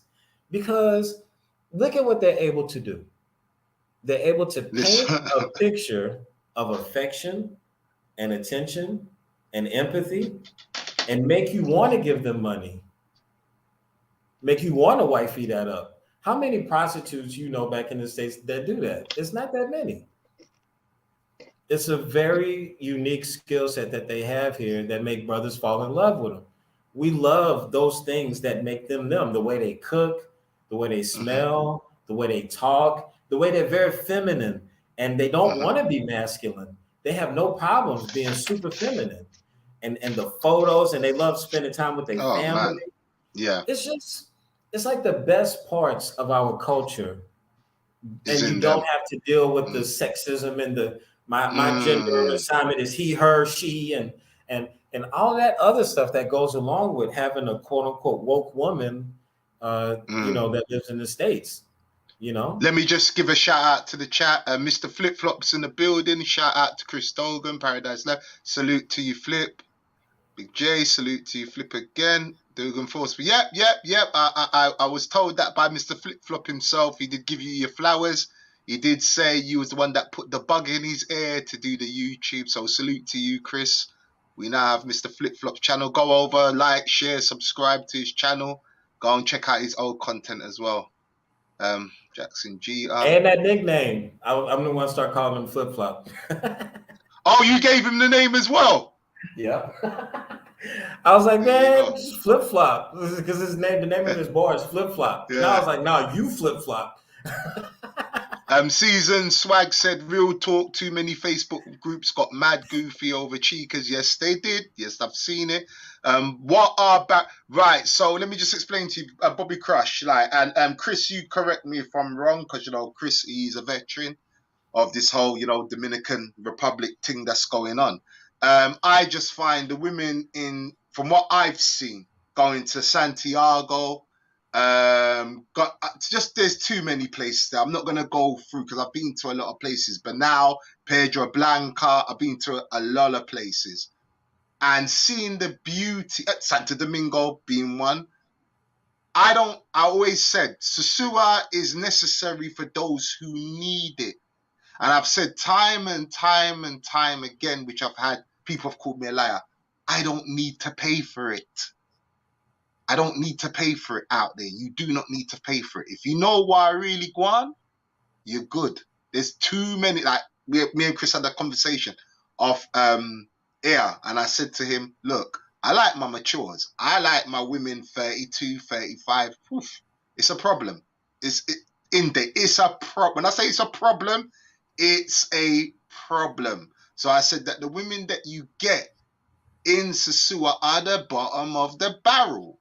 They're bottom of the barrel women. I'm just being honest. I'm not going to sit here and lie. I'm telling you how it is. I mean, I'm sure Chris has been to more places in Dominican. I mean, he lives over there full time, first of all. So he's going to know more than me. But from what I've seen going there part time, back and forth, listen, man, I don't need to go to that place. But salute to people that go to that place. Salute to people that, go and invest in the economy there.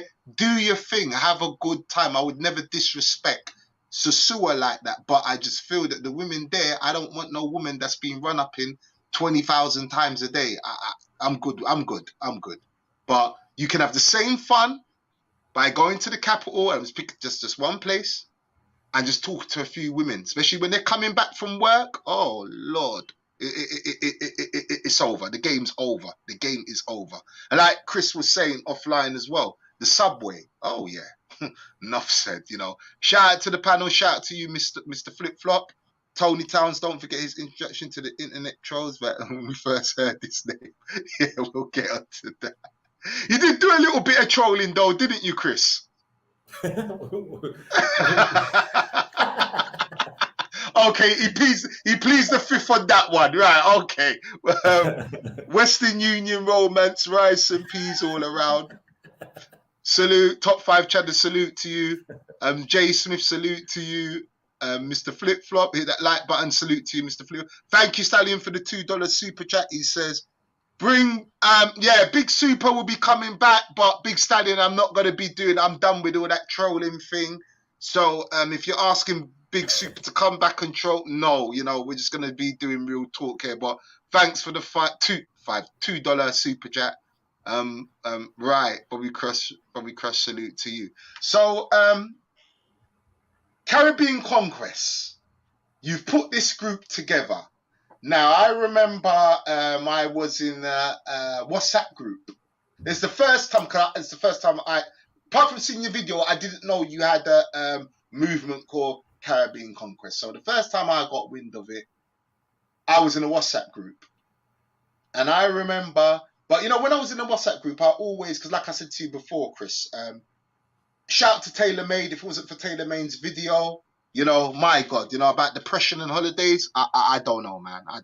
But that was the turning point, where, my best friend died and, I was going through my divorce and rest is history.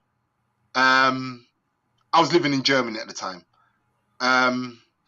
So I joined the WhatsApp group and I remember I'm not going to name the brother, but the brother was actually in your group. So the brother said some unsavory things and he was pertaining it to the group. I heard it. The video was put in the group. I heard it. I don't know if it was me or someone, because we had his phone number. We reached out to because we heard the video that he'd done. I believe, I don't know, it was somewhere public. You actually, it was a voice record. It was somewhere public. Like I said, I'm not going to put the brother's name out, but we reached out to the brother and said, yo, I had to say to the brother, look, I don't know who you're referring to, but I don't move like that. But that was the first time I heard of Caribbean Conquest. I didn't know what it was all about at the time. I just thought it was because a lot of groups started to pop up. A lot of these WhatsApp groups, the YouTube sphere. That's the second generation. That's the second generation. Yeah, okay, yeah. Second generation. It started, I wouldn't say, because when I came into the game on the back end. I remember it was, and I don't even think Flip Flop was on the scene yet. It was Taylor Made Dreams. It was a white boy from Europe called Blanca. I got to keep it 100. Blanca, Sosua channel. He was on the scene. And then I heard about your channel, but it was like, you know, through the WhatsApp groups. So there was a lot of groups started forming. So I didn't really know what your group was all about. And like you said, it was second generation. At what point, I would say to you, at what point did you realize, I mean, obviously with all your experience, you putting this group together, like I said, I did see, I wouldn't say it was changing at that point, but a lot of YouTubers started coming out the woodwork, a lot, you know, it started growing legs on itself. And I did start to realize that the information was kind of more focused on the women, which, okay, fair enough. So at what point did you realize that with your experience that brothers didn't want to live, but they just wanted to come to DR and have their run? Because looking at your message to brothers, it was like, look, I'm over here. You can live on a fraction of the money that you're earning in America. You know, if you're overweight, you can eat good. It's surrounded by beautiful women. Come and experience this beautiful country. Come, be happy. Right. You putting out that message in Caribbean Conquest, because I started to listen to a few segments, because I'll be honest, I still wasn't sure, because I'll be honest with you. It was sent. The negative stuff was sent. So I'm at fault for not going into your channel and listening to what was really said. I was getting all the negativity, and your name at the time was Arsehole Chris. Oh, this guy's an arsehole. Chris is an arsehole. He's always been an arsehole. So I kind of ran with it instead of, no, let me go to this guy's channel and really listen to what he's really saying. It's like that white man can't jump when he kept saying to him, yeah, you hear Jimmy, but you're not listening to Jimmy.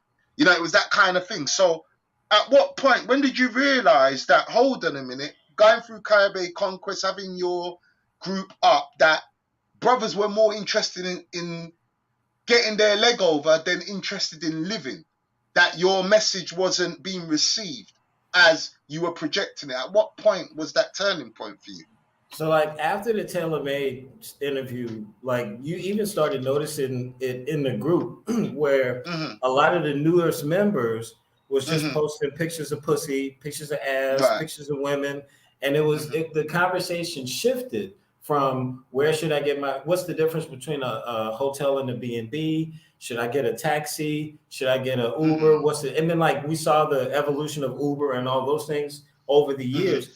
But back then it was like, is it better to get a hotel? Is it, you know, like, instead of answering those type of questions, it was like, is this girl a chappie? Do y'all know this bitch? It was like, wait a minute. Like, so we started to see it even within the group. And then we started to see where brothers would have drama with bitches, which was something that I never experienced, because I was the first. I'm gonna be honest. If you on Dominican Cupid now, good luck finding one I ain't hit. Shit. If it's Santo Domingo 28 to 42, good luck. Shit. That's all I can tell you. If that motherfucker say within 25 miles, good luck. That's all I can tell you. So I never experienced that. I never had to run up behind somebody else's, because, man, the analogy that I made is that in the United States, it's like having a quarter, a gold quarter, and you keep that goddamn gold quarter in your hand. You don't even want to put it in your pocket. It's so precious. You keep it in your hand and you keep your fist clenched. That's what it's like having a beautiful, special woman in the States, because everybody is trying to steal that quarter every single day. When you come to the Dominican Republic, it's quarters falling out your pocket. Niggas is picking up quarters that I drop. Go for it. Nigga, I'm not chasing behind no quarter I dropped out of my pocket. Do you not see my pockets are full of quarters? You feel what I'm saying? If brothers could just understand that and stop trying to copy and paste this concept of, I got to hold on to this woman at all costs, and I'm going to kill anybody that fuck with her. It's like, it's not that way. It can be that way if you find one that's truly special, your soulmate or whatever. There are women that you can settle down with, that have no Instagram, that don't believe in getting attention from other men, that don't have 5,000 friends in Facebook, that don't got 30 Indian bots talking about how beautiful she is every time she posts a picture. You know what I'm saying? You feel me? There Telltale are signs. women that don't subscribe to that. And so the Facts. goal is to come here, establish yourself, find something that you could then barter with these women, something of value. For me, it's teaching English. It's a very important skill set to have because one, I'm no different than the Moto dude, than the Komodo dude, than the dude that work in Louis Vuitton. He can't buy no Louis Vuitton purse, but his girl is gonna have a small wallet. That's her benefit for having a man that works in that store. In the United States, would nobody look at that nigga twice? Don't nobody give a fuck you work at Louis Vuitton. Can you buy me a Louis Vuitton purse? Okay, then. But here, all you got to do is be a nigga that work in the Louis Vuitton and you getting the best shorties. You know what I'm saying? And it's like brothers come here and they see these fat dudes wearing wife beaters on motorcycles with afros, smashing the girls that they fell in love with, and they brokenhearted, and it hurts my heart.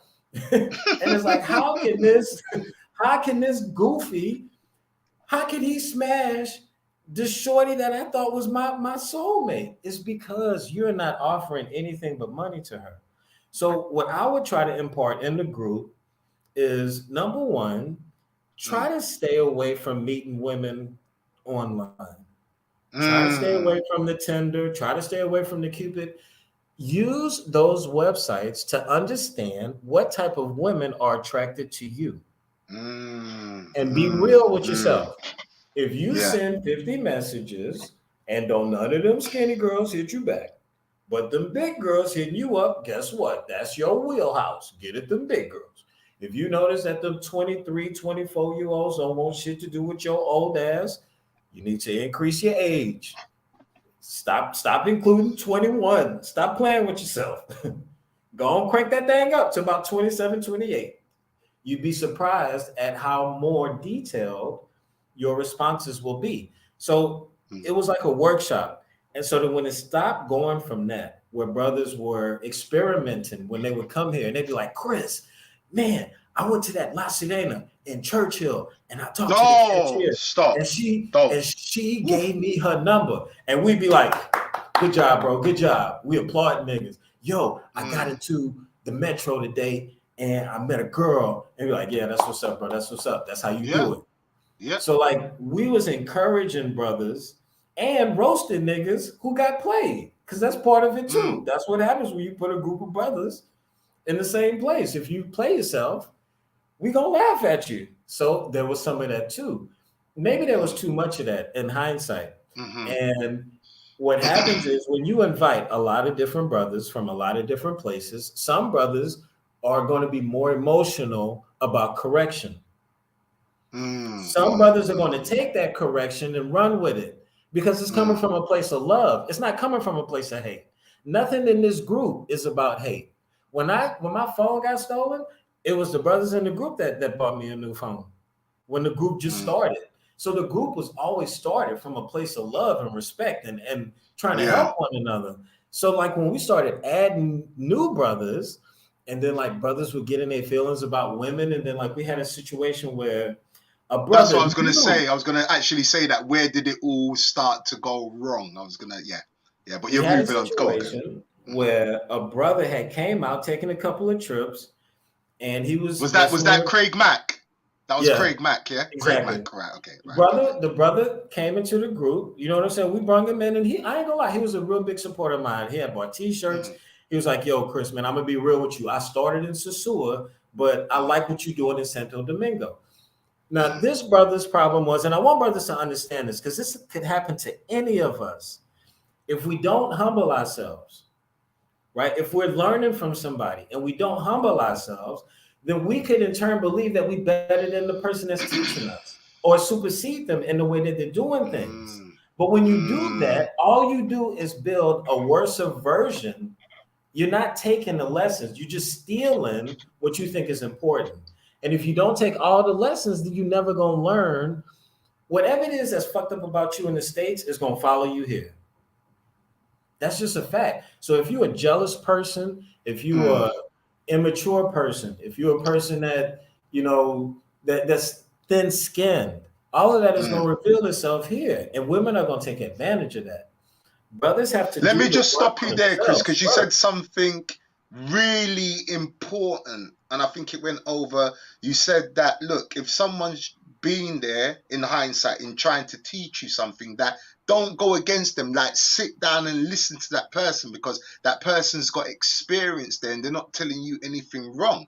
And I'm glad I had good people around me. You know, I had the likes of my brother Bronx. Shout out to Bronx, my brother from another mother.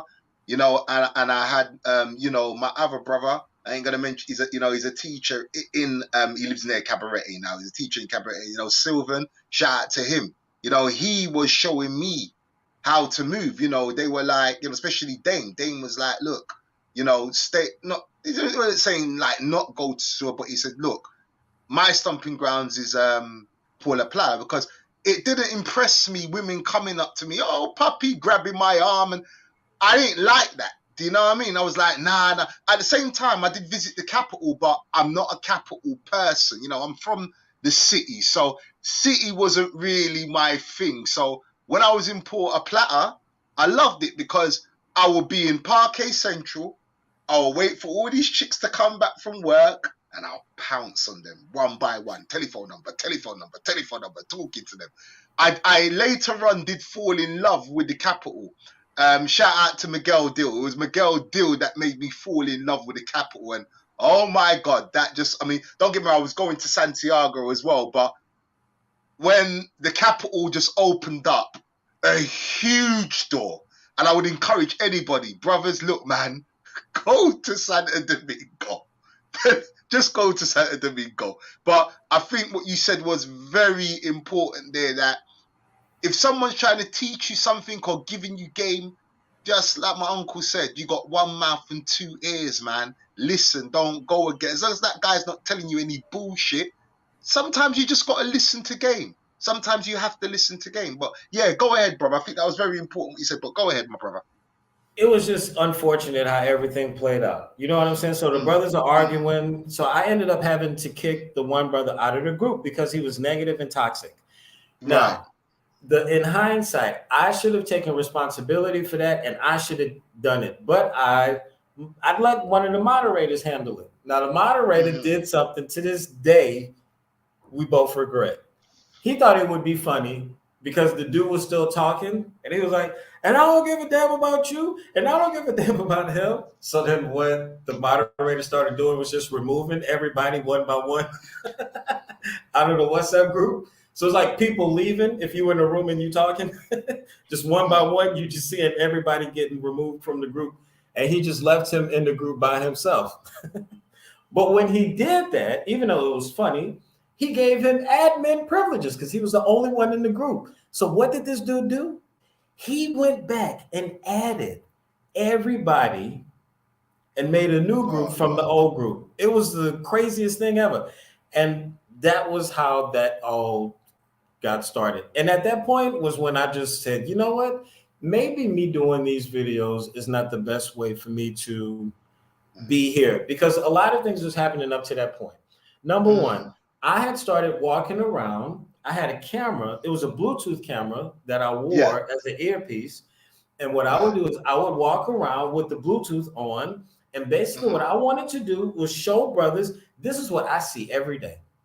I actually caught the back end of that. Yes, I did see them videos. Yeah. I would post those, in a lot of them just in the WhatsApp group. And then also in the WhatsApp group, we would talk about women that we liked and women that we had fantasies about being with. And we would roast each other. And all of that stuff went on in the group.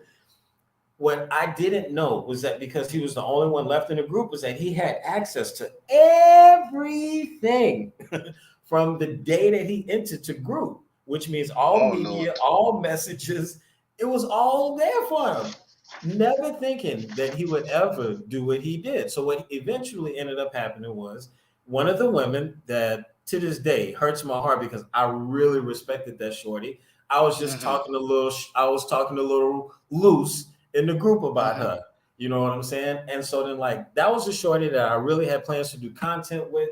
That I thought would be cool for brothers to see an African American brother, quote unquote, American brother and American sister, being able to do content together in the Dominican Republic. Bruh, that would have been the dopest fucking content ever. Can you imagine? Like, not as a couple, but just as like homies. No, I hear you. Yeah, that would have been dope. Like, especially speaking Spanish and that stuff. So, anyways, so then like he went to her and he was like, "This is what he said about you, and this is what they be talking about in the group." And so then after that, and then I started getting a lot of negative feedback on my content as well from this guy named Kim123. Lord. He got my Patreon shut down. He got my YouTube strike, got a strike on my YouTube, and he almost got me fired from my English teaching job. I didn't mention that, but was that the same guy that just keeps on talking about BBC all the time? Yes, it was him. Oh yeah, I know him. Yeah.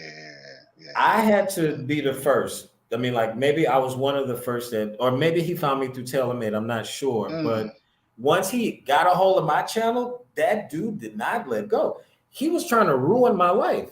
At that time, I was working as an English teacher for the academy. Right. I had been with the academy for a little over 2 years. I had worked my way up from teaching one class.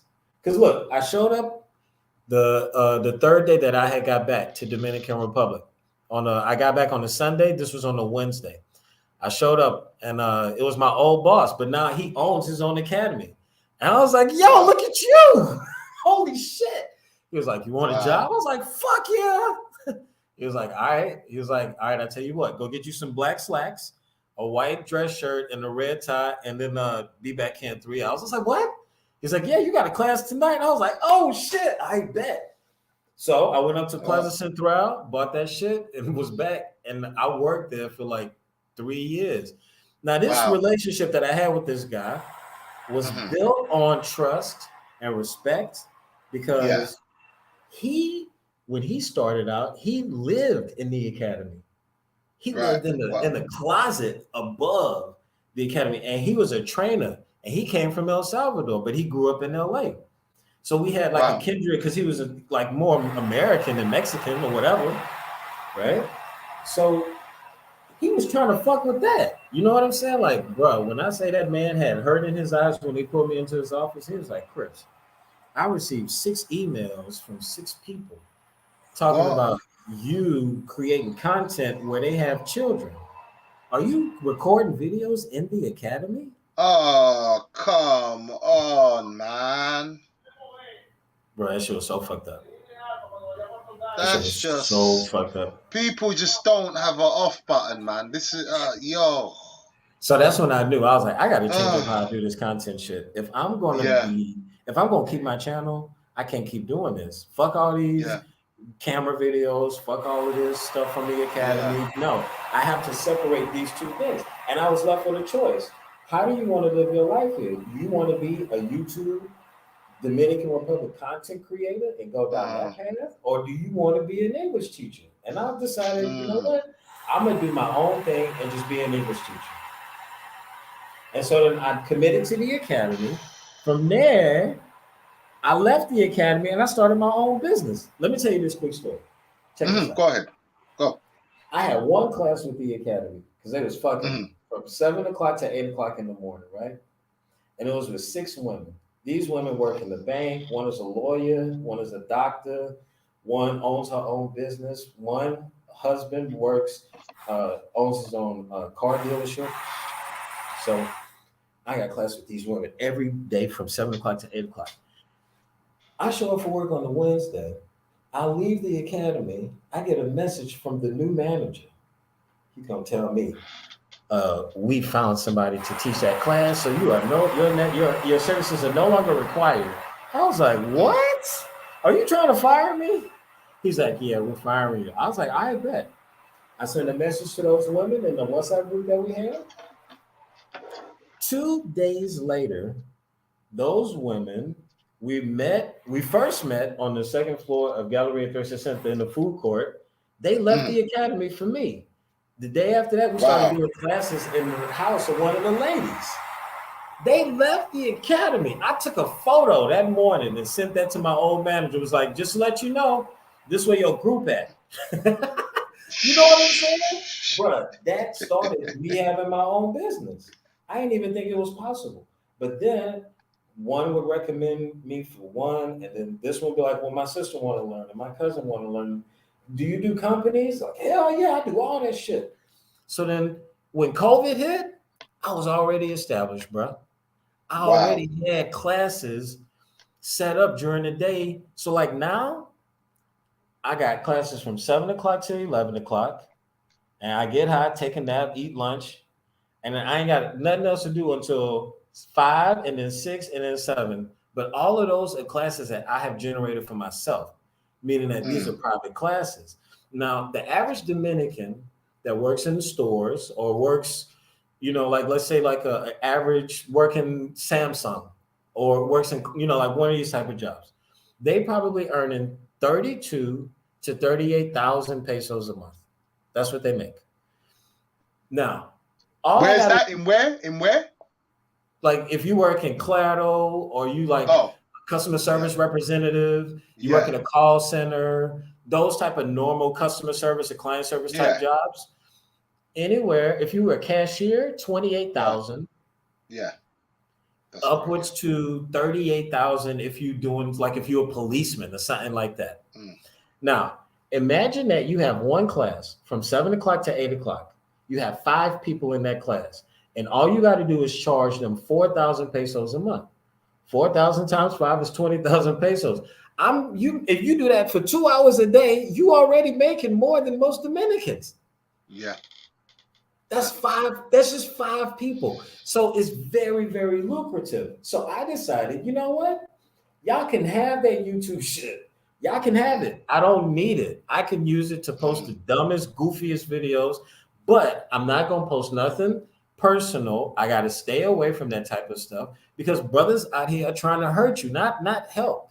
And that was the most heartbreaking thing about that whole situation is that I helped that brother when he first came here. And I warned him about the woman that ended up playing him. I warned him. Yeah. And so then for him to take that and try to flip it, it fucked me up. And I was like, damn, so this is what brothers is on? I'm not doing this no more. And so that's what I'm saying. You saw let's keep it from what you saw back then is what's happening today on the whole YouTube sphere. Brothers going after each other, brothers taking, they're just taking things too far, labeling each other pedophiles and all of that, making videos on one another. You saw that from early and you were like, you know what? You lot can have that. Shout out to Go Travels. That's my OG. Go Travels is an old YouTuber. I remember, I never forget this. And I was so privileged to actually do a video with Go Travels. Definitely go and check it out on my page. I remember Go Travels, if he's listening. He said to me long time ago, he gave up the whole YouTube. He's an older cat than me. And I said, Go, why are you? And he looked at me and he's like, Jay, the game's changed. He goes, I used to enjoy doing my videos, putting out the information. He foresaw what was happening. He's like, nah, I don't want to be part of this whole circus. And I was like, wow. And he said to me, stay out of the bullshit. I didn't listen. Because I wasn't prepared. I'll be honest. I wasn't prepared. I just thought YouTube is YouTube. We're going to do this content. I wasn't prepared for what was going to happen. If I knew, I'm not saying that I wouldn't have done it. Well, I would say that I would have avoided certain situations. And I remember Go, shout out to him again. He said to me, you know what? You're a bridge between what we used to do and what's going on now. But he just kept saying to me, just stay out of the bullshit. But it seems that you saw that from early. And a question I wanted to ask you, Caribbean Conquest, was it also set up as an investment group as well? Or was it more of a group where you were just teaching brothers, look, come and have this beautiful life and strip yourself from materialistic things. So let me talk a little bit about like the apex or the pinnacle of Caribbean conquest, in my opinion, was when I hosted myself and Omari Murphy for the Right. brothers. I don't know if he still runs his tour page because now he's Right. a teacher living a very professional life. Shout out to Omari, man. I'm so happy for him and what he's been able to accomplish here. That first generation of brothers that came here, some of the things that they're doing now is incredible. One of the brothers, I just spoke to him this morning. Not only did he marry the Dominican woman that he met through the group, not through the group, but from the lessons that he learned in the group as far as how to move, met a beautiful sister from Santiago, married her, moved her to the States. This brother works for Virgin Atlantic now. Okay. That woman has no wants. You know what I'm saying? She took a chance on that brother, and he did what he had to do. But she's a good woman from the country. She ain't know no better. She didn't know how beautiful she was. So for me, it was always about that. Once that started changing and brothers started changing, it was very easy for me to separate myself from that. Not only from the negative videos, but also from the stepping on each other's toes as far as stealing content or stealing ideas or any of that, or stealing women or stealing followers. I didn't want no part of none of that. And I encourage my brothers the same thing. What I was fortunate with, because I could have went down that path, because I'm a very petty person. I am. I could have went down that path. I had a whole bunch of roast videos ready, but the brothers are the ones that pulled me back from it. It was like, nah, Chris, like, that's not what your channel is about. And they was right. So for me, if I was going to give brothers any type of advice about making content, if you come to the Dominican Republic, number one, in what place are you creating the content? Is it just to get views, or is it because you want to share your experience? Number two, where are you recording? Has this already been done before? If I can go to if I can go to YouTube and see the same video that you're making, then why do I need your video? There has to be something unique about your perspective. So for brothers who want to create content, come here, learn Spanish. There are not a lot of brothers that create content where they're speaking Spanish to the locals. Facts. And having these type of real personable, real experiences. Even if you want to do it in sosua, why don't you sit shorty down like Vlad TV? Why nobody doing that? Why nobody interviewing the women in Spanish with subtitles? Well, why? So like when we was talking about creating like a business plan, my whole thing was I wanted to get brothers together to do some networking. So like we could flesh these ideas out in person and enjoy ourselves at the same time. So I invited Flip Flop because he's from Sosua and he lives in that area. I wanted him to speak on bars and how to run your own restaurant living in that part of the country. That's why I invited Flip. I invited Omari because Omari is married to a Dominican woman. Omari was going to talk about the requirements of getting your visa, the requirements of getting married, and what it's like to have children, have to be an American father to Dominican children, right? I had myself, what I wanted to talk about was teaching English and how to use it as a business. And then we had other brothers who just wanted to come and get the information. We rented out a villa in Boca Chica. We had it lit with ladies, anything you needed. You know what I'm saying? We took the brothers out. I did a tour of Zone Colonial. It was an incredible weekend. To this day, I don't know nothing that's been done better. And if Flip is in the group or if Flip is in the chat, he can attest because he was there. I had T-shirts and I saw the video. It was so dope, man. And it was like after that, everything fell apart. Brothers, do you feel? Sorry. Brothers that was literally in the conference stabbed me in the back. It was ridiculous. So like even within that small group of brothers, like it's like you can't trust nobody. So you can honestly say that. Can you honestly say that the true message that you were trying to get to brothers, they just didn't understand the bigger picture of what you was just trying to paint? Those brothers understood, the brothers that came to the conference, and I feel like there are some brothers that got it, even from that second and third generation. But here was the issue. You had a second generation brother who never got none of the lessons. who always was tripping over his own, who couldn't get out his own way. And Right. then you had a third generation brother who immediately picked up on all the concepts and was killing it when he would come out here, and was just, it's just like Kobe, a rookie. So what you gonna do? You gonna stay with that old veteran who don't want to learn, who about himself, or you gonna pull him out the starting lineup and start the rookie? You feel what I'm saying? So that was like the whole thing about that. And so that young brother, to this day, he ain't young, he old as fuck, from Baltimore. That brother, he got businesses here. He got like 2 apartments. He got 1 apartment here in Santo Domingo. He got another apartment like in Punta Cana somewhere. When I say that nigga is doing his fucking thing, you know what I'm saying? And not paying American prices. You know what I'm saying? This brother did his research, got him some nice spots on his Prince Akeem type shit, where it's bummy on the outside, but real nice on the inside. You feel me? Or that Prince Akeem from Coming to America. You don't know what the brother got inside his spot. That's how he moving though. That's how, that was my vision, was that brothers to move like that. So it ended up being like that's, some brothers couldn't do it.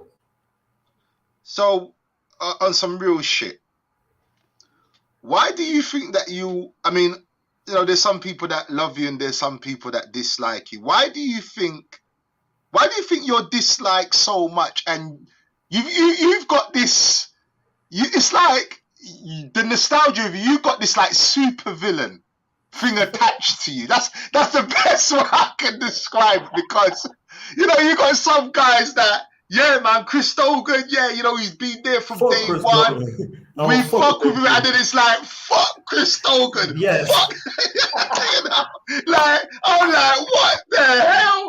So like, why do you think? No, there's nothing. It's not like, there is nothing. Yeah, I know. It's either fuck Chris Dogan or no, I fuck with Chris Dogan. Exactly. There's like, yeah, all right. No. So why do you think you got this dislike supervillain attached to you? So why do you think that is?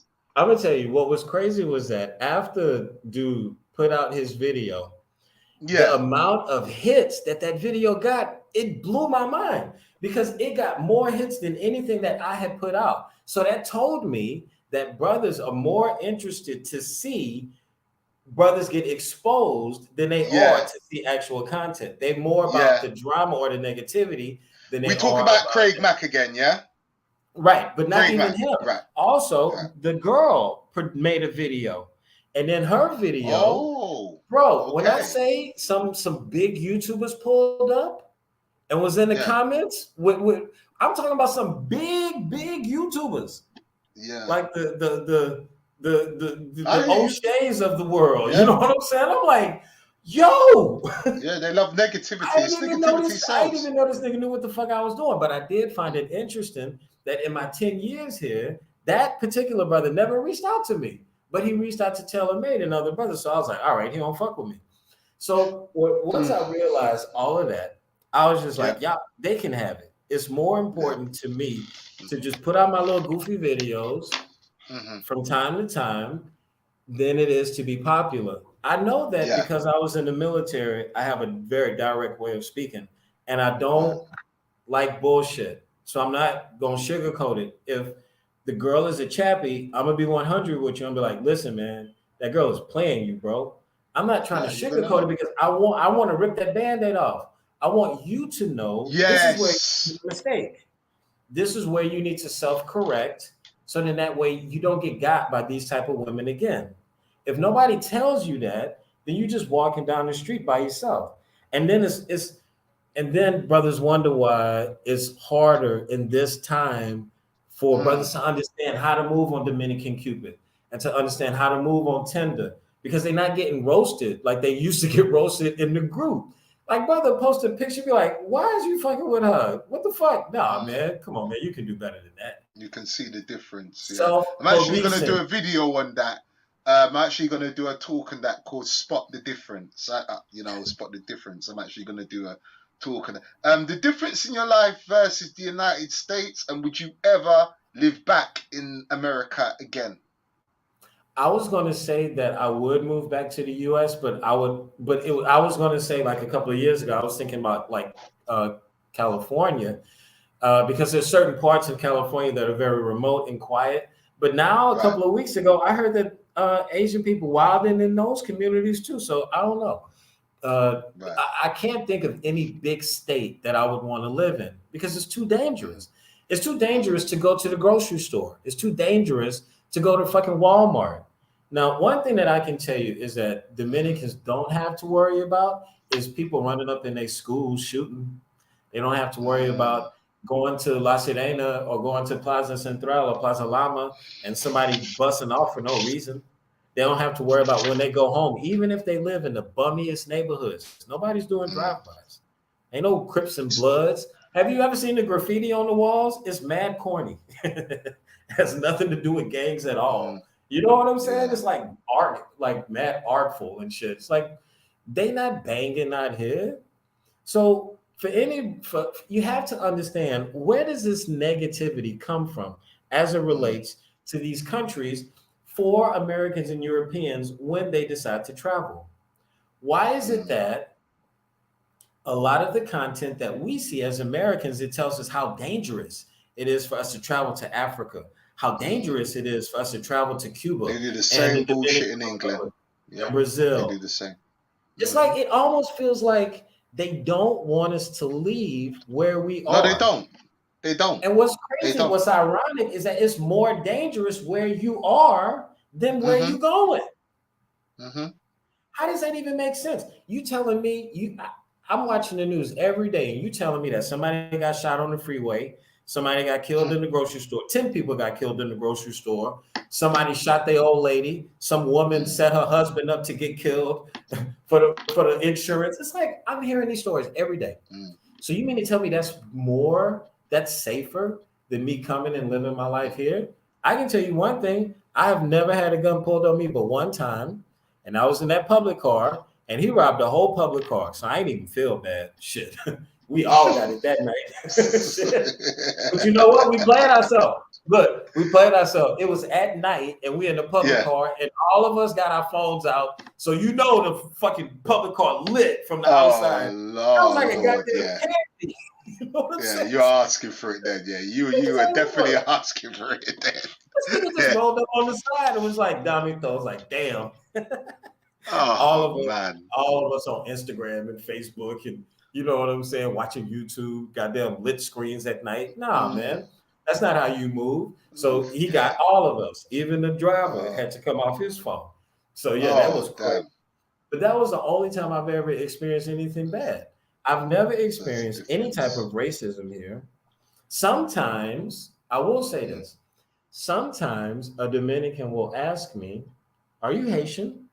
And the reason why they ask that is not to be negative. The reason that they ask that is because my Spanish is shit. If your Spanish is shit, they assume it's because you're Haitian, even though I'm not dark-skinned complected.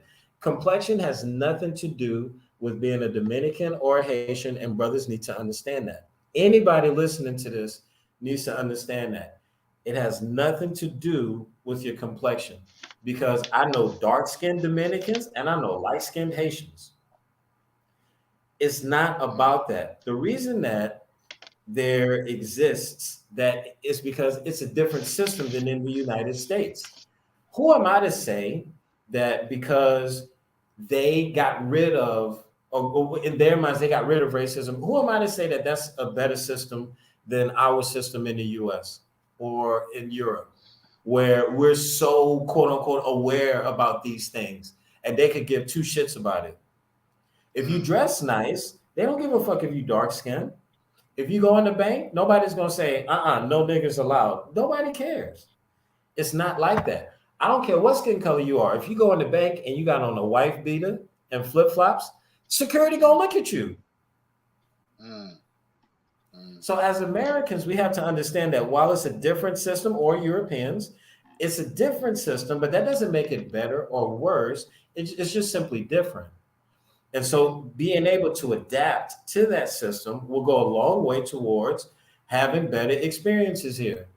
I don't think the United States has its shit together to the point to where I would want to live there and contribute to that society. If anything, it's gotten worse in the 10 years since I've left. And to be 100, I may have more Dominican tendencies than American tendencies. I'm gonna be 100. I ain't trying to hit nothing about that trans gay shit. Fuck that. That ain't got nothing to do with me. The fuck I gotta worry about that for? Why are y'all even having a conversation about it? That's not a topic here. Abortion, that ain't something we gotta worry about. That shit been illegal since day one. Yeah. So certain things that American, European women fill their head with, that bullshit and nonsense, these conversations that they have are not things that these beautiful Dominican women have to wear their pretty little heads about. It's not something that's even on their radar. They're more concerned with real life things. And I can appreciate that. So when a Dominican woman says, give me 3,000 pesos for groceries, she ain't bullshitting. Yeah. Yeah. She's telling you the truth. That's what she gonna buy, some groceries. Yeah. So I don't know, it's just different. Well, we got 3 more questions and then we're going to let you go. I'm sure you're a busy man. So we've got 3 more questions. Let you go. So you obviously, you've gone through it. You've had a lot of premonitions. That's why you removed yourself from the whole, YouTube sphere, because you foresaw what was going on and you were like, nah, I'm good. What's your whole take on this whole Passport Brothers attention right now? Do you think it's their fault? Do you think they've brought it on themselves? Do you think it's just the media trying to push something that was always there? What's your take on it? So if you look at a lot of Caucasian or European guys, not only have they created YouTube channels on the same content, and they've been doing it for years, but they also have porno sites with porno of these women, not blurring their faces, and it's the same thing. It's way worse, or it's way worse than anything that I've ever seen any brothers do. I think where brothers fell into the problem is, what do they ask for? They're begging you to join their Patreon. They're begging you to join their OnlyFans. Well, I got better content there. You know what I'm saying? So the place that you're coming from is you're trying to monetize these women. If you're trying to monetize your situation here, that is a road to destruction. Because a couple of things are going to happen. Even if you are successful, it's going to get to the point to where no Dominican woman is going to fuck with you. They're going to block you instantly in these social media sites. You're going to get blocked because they're going to know you the dude that make the videos. And what do you have to show for that besides a couple of super chats or a couple of Patreon members? And it's never enough for those brothers. It's never enough.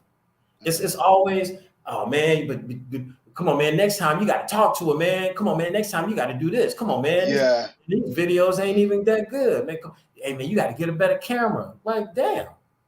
And what the fuck are you doing? You feel what I'm saying? And it's like you can become a slave to the people that want you to create or go further and further. But you the one got to live that life.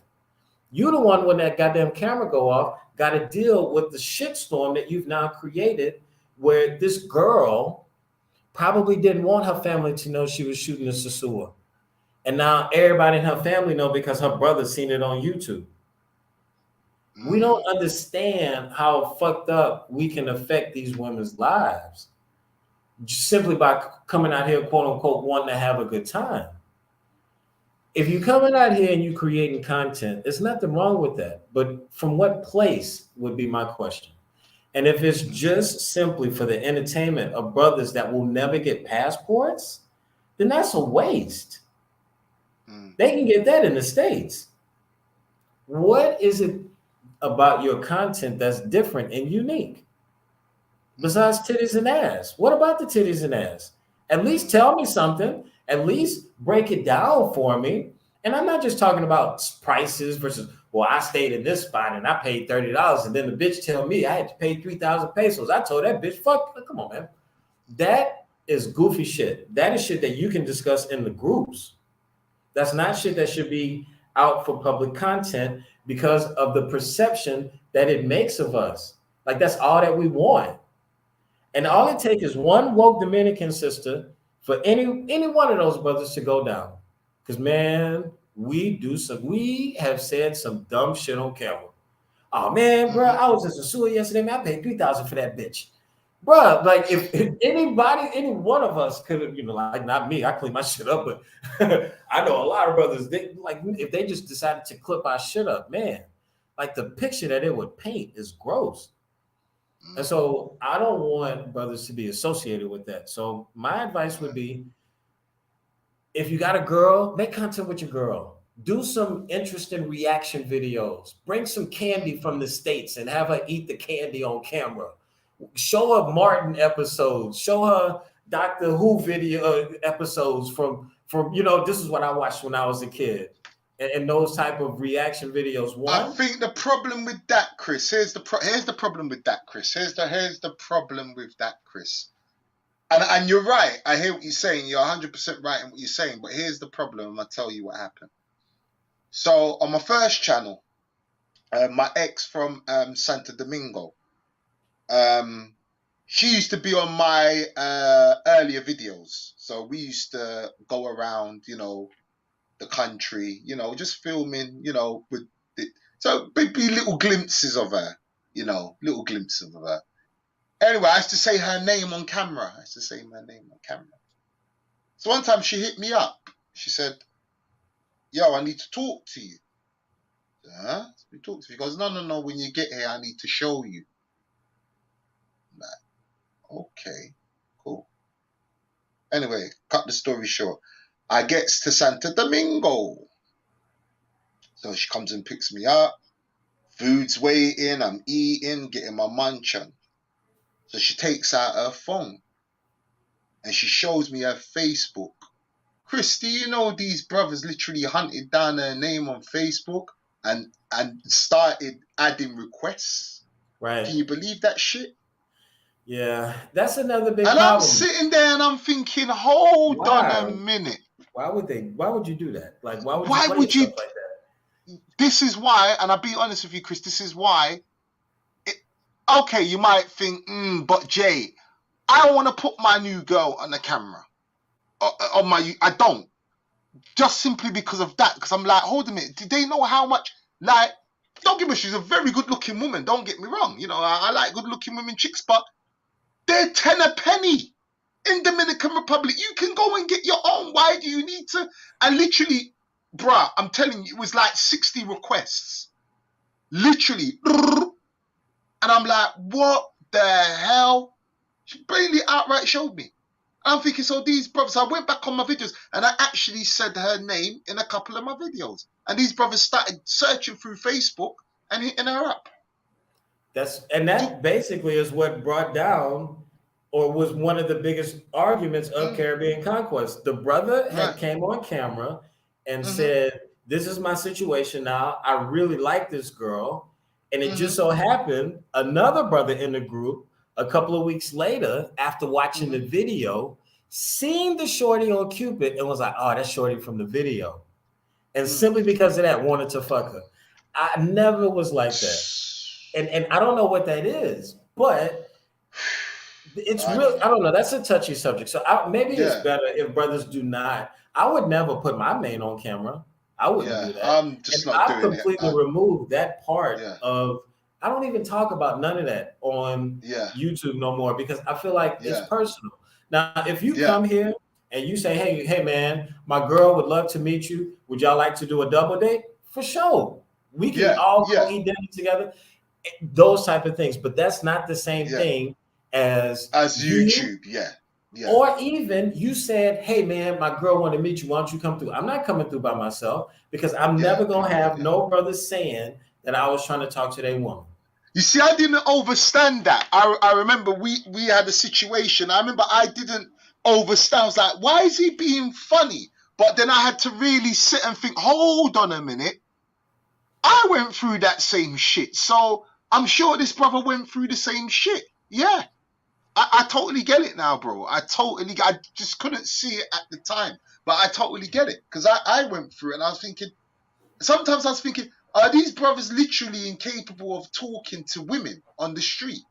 That's what it is? That they're socially awkward?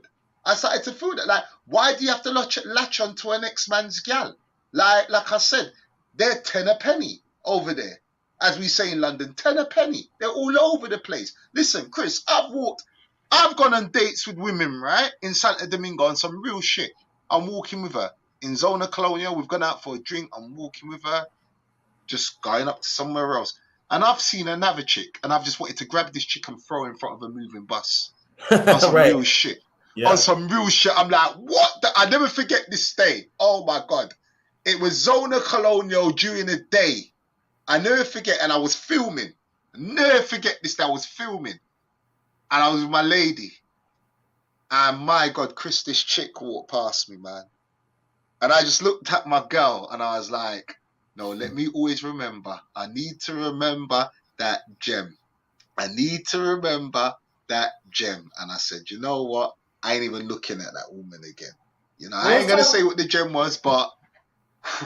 But let's talk about that a little bit because... Yeah.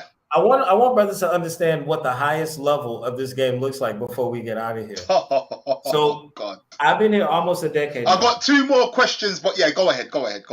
So almost a decade now. So it's for me, I enjoy leaving my house, picking up a girl from the grocery store, something like that. But I also understand every one of those that I pick up, I got to deal with all her problems. If she got kids, if she this, that, and the other, and all of the shit that go along with attracting that type of shorty. So what I've been doing over the past couple of years is slowly working my way up into some higher ranks of society.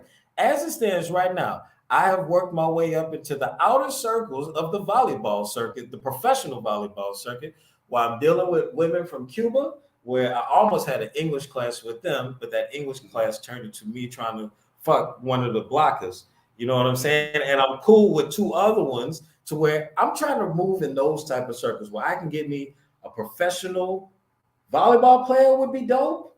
Like imagine about 5'10", 170, thick as shit, competitive as hell. Can you imagine? That's a good look, right? Beautiful as fuck.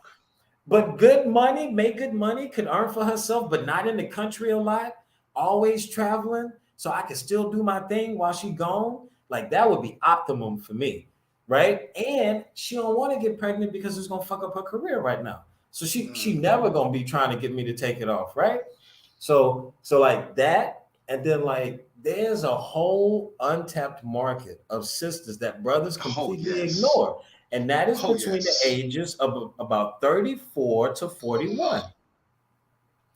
You know what I'm saying? If brothers knew how to speak just a little bit Spanish and they go to like, they work in these small lottery places, you might catch you a good one in there. You might catch one and get you a good one in the grocery store. But my best place that is foolproof, go into a bank and ask to open an account. And I guarantee once you get past the first cashiers, which probably are going to be bad in their own right, it's probably going to be a super attractive, medium brown skin, almond skin lady or a yellow bone with a big old booty with dark jet black hair. That's gonna be like, and how can I help you? And he'd be like, see her right now. I'm saying you can see it. That's what I can see her right now. That's what you get when you go into those banks, and it don't matter the bank. Because all of the banks hire beautiful women to work in them. So like for me, those would be the best places, but stay away from the mall, stay away from women that go to the mall, stay away from bars. Now notice this entire time that we've been talking, not once did I mention nothing about going to no discos. Not once did I mention nothing about going to no strip clubs. Not once did I mention nothing about going to those type of places to meet women, because you're not going to meet good women in those places. You're not. If you are looking for a good woman and you go to her Instagram and all she got are pictures from the bathroom of bars, I have met some nice women though in the supermarket. I ain't gonna front. I always go to the supermarket. I'm talking about they go out at night with the 3 layers of makeup and they going out with their homegirls. If all her pictures are pictures where she is dressed up, bruh, she's a club girl. She's not trying to settle down with you. Now, here you are in your late 30s, early 40s, and you really looking to settle down. And you done let your eyes play you. Instead of, you couldn't get past those 3-4 pictures where she was in that tight ass dress. Now, you're not looking at the background. You're not paying attention to the whole scene. You're not noticing that, goddamn, dude, all these bitch pictures is in the bar. All these bitch pictures in the club. This bitch go to the beach every weekend? No. What is she selling me? And whatever she's selling me, I'm going to believe it. So if I'm in Tinder and if all her pictures, she's showing her ass on the beach. She's showing her monkey and some tight pants. She's selling something. Yeah, she's selling something. Exactly. Oh yeah.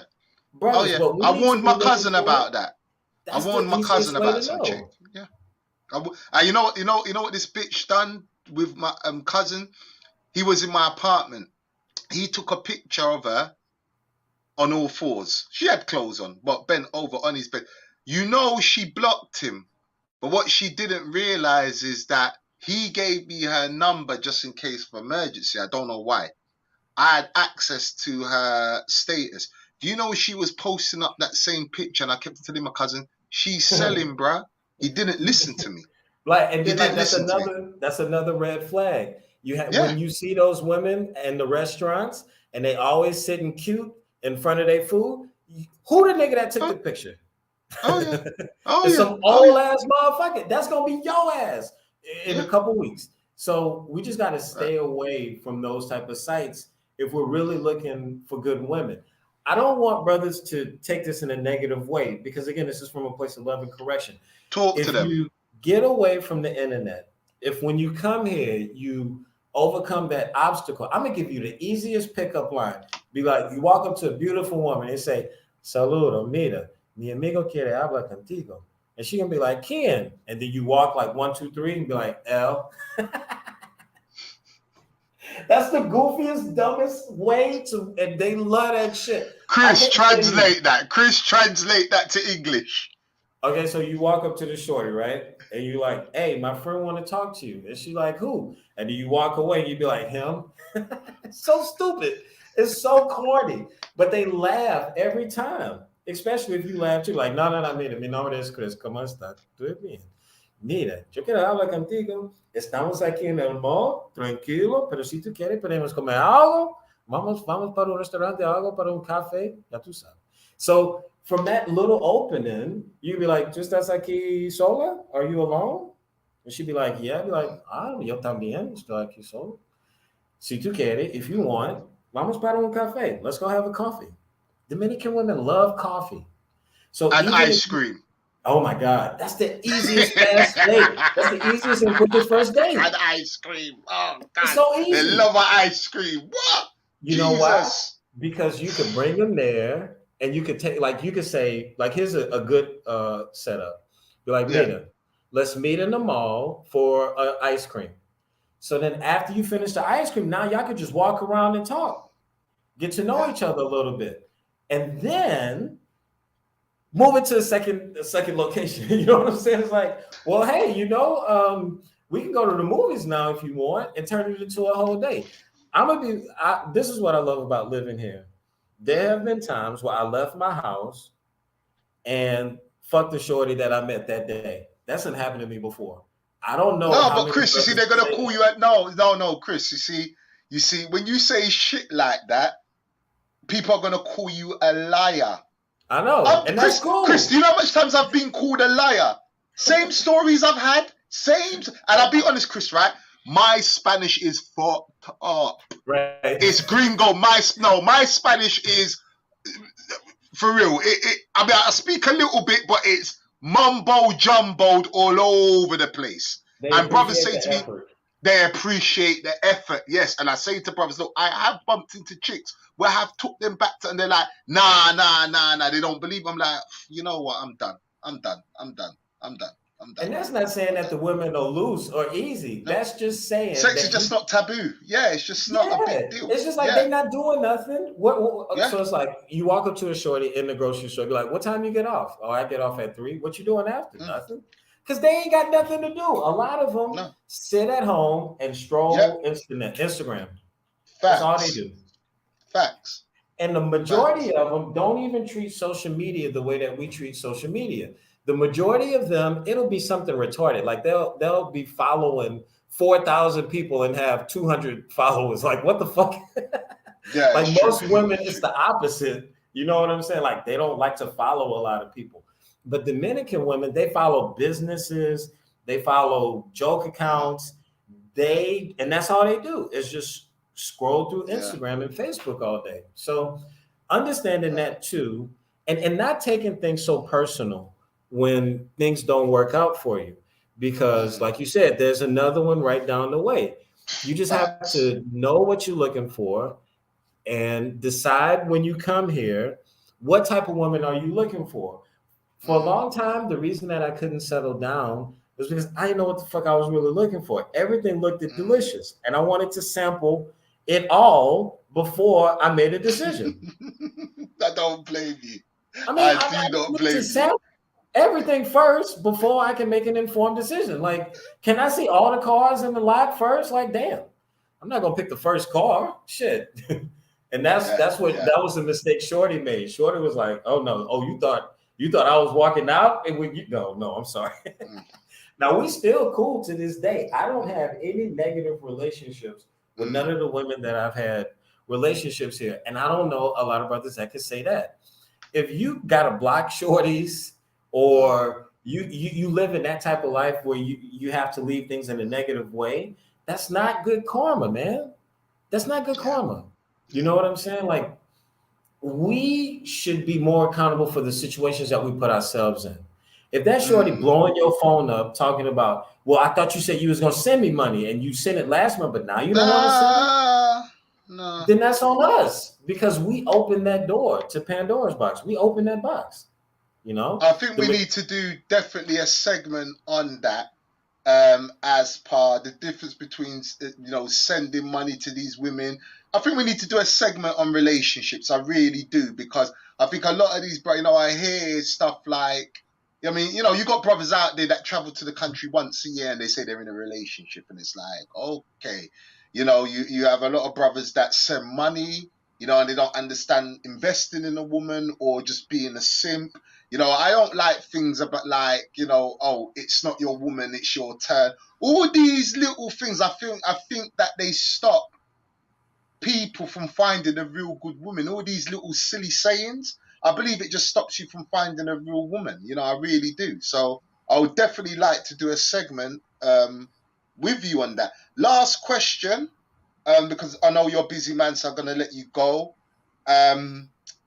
Chris, looking at your history, you put in Caribbean Conquest together, and the seed of it was to help brothers, have a better life. Like I'm all for it, because I'll be honest, Chris, that is my mission. Apart from, I've been in, I got into a few bullshit on YouTube, I'm not gonna lie, which I shouldn't have, a big lesson learned, and I'm gonna stay out of it. Actually, let me get to these chats first. Let me just get to these chat first, and then we're gonna end with this segment and this question. Tavernus X says, I ain't gonna lie, all the women I've been with in the Dominican Republic, including my current situation, I've met through Facebook. Shout out to you. Mr. G, thanks for the $5 super chat. When she said it's yours, she meant it's your turn.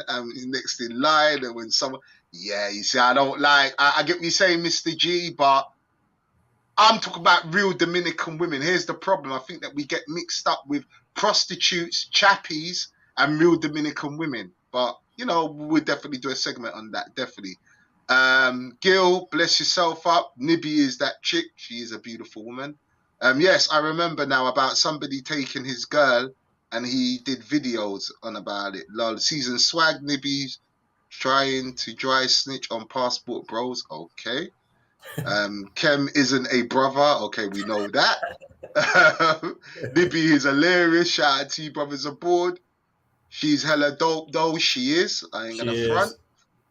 Season swag, since when she was getting at a live and direct, not a group of people. I don't know. Politic yourself when traveling. I agree. MV. Roger Chapman says, put the word expose in the title. Automatic 50k views. You know what? I think that's what I'm going to do. You're right. I'm going to put Chris DOGAN exposed. Facts. Exposed, right? Yeah, I'm telling you, right? Yes, I think that's a good idea. I'm going to change the title. Chris Dogan exposed 100%. Watch now. Yeah. Good idea.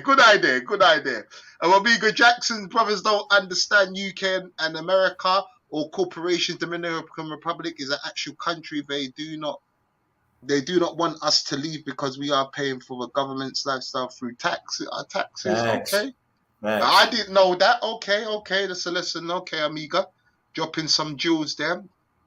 He is running from the truth. Their hatred for Haitians, for their skin. Why don't you see? No, Neon Shades. You need to understand. There is a color. I'm from the Caribbean. I don't know where you're from, Neon Shades, but I'm from the Caribbean. I'm telling you now, in Jamaica, Chris would more likely get the bank job than me because of the shade of his skin. There is a colorism issue, always has been a colorism issue in the Caribbean. I hear what you're saying. Is it the hatred of the color of the skin? I think it's more not having an education. And I'll say this, there are a lot of Dominicans that have Haitian blood. And they would tell you, oh, my grandma was Haitian, or my great-granddad was Haitian. You have Dominicans that are proud of the color of their skin. They're proud of it. So I hear what you're saying, but yeah, you're going to have some people that are just not educated. Look, you have some of them shorties that's beautiful, and then they go back to the country to visit their grandmother, and they look like your grandpa. There you go. You know what I'm saying? Like that. Oh, they're boiled as black as for real. Looking like, but they got a nerve to talk about, oh, I ate this and I ate that, but meanwhile they're as black as sin. So, hey, you know, man, Chris, you can move to the west side of Virginia at a low cost. Thanks for the $2 super jack, Mr. Stallion. So there you go, Chris, and West Virginia. I'm trying to go somewhere where it's legal to smoke. Oh, okay. There you go. Dreams do not come true. Talk back, talk, bro. Cordell Douglas, yo, back in the building. Salute. Neon Shades, top class video, Big J. No, there's going to be no more beef videos from me, Neon Shades. And salute to the brother the other day that sent me a message. I can't remember your name, but I really appreciate it. He said, Big J, stay out of the beef videos because it is killing my channel. And he's absolutely right. I'm staying out of the bull crap. So, yeah, you can call my name, make as much videos. I'm not responding. So, thank you for that. Call the Douglas piece. Come on, people. Let's get them likes up. I agree. No more YouTube. No, there's going to be no more from me. Stallion, there's going to be no more of that. Nope. Big Super's not going to be going at Tam. No one's going to be going at whoever. Actually, let me not mention our names. It's not going to happen, Stallion. And I mean, literally, it's not. The reason why we done that video is what's good for the goose is good for the gander. And they showed their true colors. I've left the video up, even though it is negativo.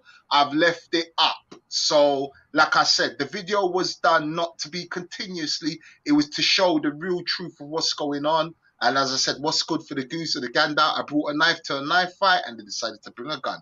But we'll say no more on that subject. Cordell Douglas, respect, my brother from another mother. Yep, definitely his information was definitely priceless, without a shadow of a doubt. Not going to read that out, Stallion. I can't read that out because I don't want to go back onto that. I don't want to mention their names. I don't want to get back onto that study. So we got to change them. When you come through, just, yeah, there's going to be no more of that. I can tell you that now. Chris, as I said, seeing what you done, watching the videos, seeing what you've done, bringing brothers together for the greater good, and your information being misinterpreted, lost. As I said to you off camera, it saddened me because this is the path that I want to take. I want to help brothers in the UK and brothers that are also in America to look, come over. If you're tired of, which I'm going to get into a next segment on that at another time. If you're tired of your life, strip yourself from all these materialistic things. Not saying you can't have your nice little trinkets here and there. You know, it's not to say that. Yeah, have that. But if you want a better life, give up a few things. Start to live. My whole focus for my channel now is brothers, think about living. We wasn't put on this planet to work. Like Chris said, he had to take a pay cut to come, but he's living. He's dropped weight. He feels healthy. He's surrounded by, hold on. Salute to David Young. Yes, man. Salute to you, bro. Salute to brother David in the building. Yes. Manners. So, I saw what this brother tried to do. Unfortunately, ones that are low vibrational couldn't see what he was trying to put together. Chris, question. Will you ever start a Caribbean conquest group again, or walk down that path again to try and help brothers live your lifestyle, or in other words, get brothers to take off the glasses and see what you see? If I'm being honest, probably not. And let me explain why. Here's why I wouldn't do it. Because I feel like with any type of special information or information that shouldn't be viewed by many people, it should be difficult to find that information. It should be difficult. It was difficult for me. And the fact that I found it, it made the experience more rewarding. For a lot of brothers that hop on YouTube and they see these places or these experiences that other brothers are living, and then they go to those same places and try to recopy those experiences, and then they wonder why they left not feeling anything, because that wasn't your dream. That wasn't your motivation. You just went to a different spot to fuck hoes. You could have did that anyway. It's not that. The whole thing is that find your motivation to travel, regardless where it is, and then be confident enough in yourself to choose a place that nobody else has chosen. If you want to come to the Dominican Republic, pick a city that nobody else is going to and create your story there, as opposed to trying to copy another brother's story. This is where you get brothers stepping on each other's toes with the women, because you're trying to copy somebody else's experience. I guarantee you, if you go to a different city, you're not going to run into the same women. You're not going to have problems with that. You're going to have your own women. And that, to me, more than anything, is important, that brothers understand that nobody else is responsible for their well-being, for their livelihood, for their mental, physical, and spiritual well-being besides themselves. And now that we are adults and grown men, we don't have an excuse. We can't blame our parents. We can't blame society, because you're old and you're grown. There's no excuse for you not to be living your best life, regardless what that is, regardless what that is to you. Now, listen, I am not a rich man. I make like 60, 70,000 pesos a month. That's not a lot of money. That's not a lot. But you know what I do? All day long, I talk to beautiful women and I help them improve their English. If you could find Chris, what's a 60 better to way 70, of living. sorry, what's 60 to 70,000? What's that in dollars? So like, it'd be like over $1,000, a little over 1,000. Wow. Because 1,000 would be 5,600 pesos. Right. 56,000. So it'd be like, well, it's like 12, probably like 12, 1,300, which is about what I was making when I was back in the States. Ironically enough, I was at 45,000 a year. And my check would be like 1,300 after taxes, and I'd be damned if I don't make that now. Shit, it's like 1,300, but it's tax free. You feel me? Ain't nothing better than every month getting that little picture of women, beautiful women, paying me money for the opportunity to teach them English. You see what I'm saying? So like for me, I've been able to find happiness in that. The fact that I have the whole middle part of the day to take a nap, get high, go for a run, go fuck something, go find something to fuck, try to get a phone number, come back home, look, check my traps. That's what I call social medias, my tag and my Tinder, my, all those little shits. I check my traps daily. You know what I'm saying? Hold on, you a tag pimp like me you a tag pimp. Okay. Yeah, okay. Me too. You set them little traps, and little rabbit traps is what you know what I'm saying? And then you just go back through and see if there's anything worth fucking with. If not, then shit, fuck it. Yeah. So But those are just easy little traps. And then besides that, what you get when you go out, you should come home every day had done met somebody new. And again, that is the game that I want brothers to understand. This is the game that we playing. The brothers that come to Santo Domingo and learn a little Spanish, we're not playing the same game as you. The class of women that you're dealing with is the lower class part of the Dominican Republic. Not the Repeat women. that again. Repeat that again. I don't think they heard you. Repeat that again, please. Repeat that again. It's the class of the woman, not the woman herself, because she is lowering herself to get money from you, right? So in another life or in another way, you might see her in Santo Domingo, not in Sosua. She gonna act like she don't know you. She gonna act like, no, that's not here. I do that there. I don't do that here. You know? So you have to understand that where you met her, how you met her, and how you got her are the three biggest questions that you need to ask yourself when dealing with any Dominican woman. How'd you meet her? How'd you get her? And where did you meet her? If you one of these brothers that are using social media to pick up the women and you say, hola, ¿cómo estás? And she'll be like, hola, mi cariño. Man, block that shorty. You ain't got to block it. Just don't respond. No normal Dominican woman is going to call you love. No, not on the first message. No way. No, that's a red flag. That's a red flag. Any woman with her goddamn tongue out. I hate that shit. Or they're taking a picture of the mirror and the leaves kind of jilted. I hate them pictures. I hate them pictures. Just say no. Just say no. Just say no. You know what I don't like? I don't like the ones that send me a picture and they're at a teto. I'm like, oh, hell no. No. You just for the cabana, that's it. Yeah, we're going straight to cabana. Yeah. You already know what it is. So just moving a little bit smarter and being more aware of ourselves and the footprint that we leave when we come to these places, regardless if it's Dominican Republic or Cuba, because I know some brothers are also starting to go into Cuba now, and we haven't fucked that up yet. All right, we haven't fucked it up yet, but all it takes is a group of goofy motherfuckers to go over there and fuck it up for us too. Listen, man, for the brothers that are making content, just be more aware of how you're presenting it and what the content is about and who it is that you're trying to attract to your channel by doing those type of videos.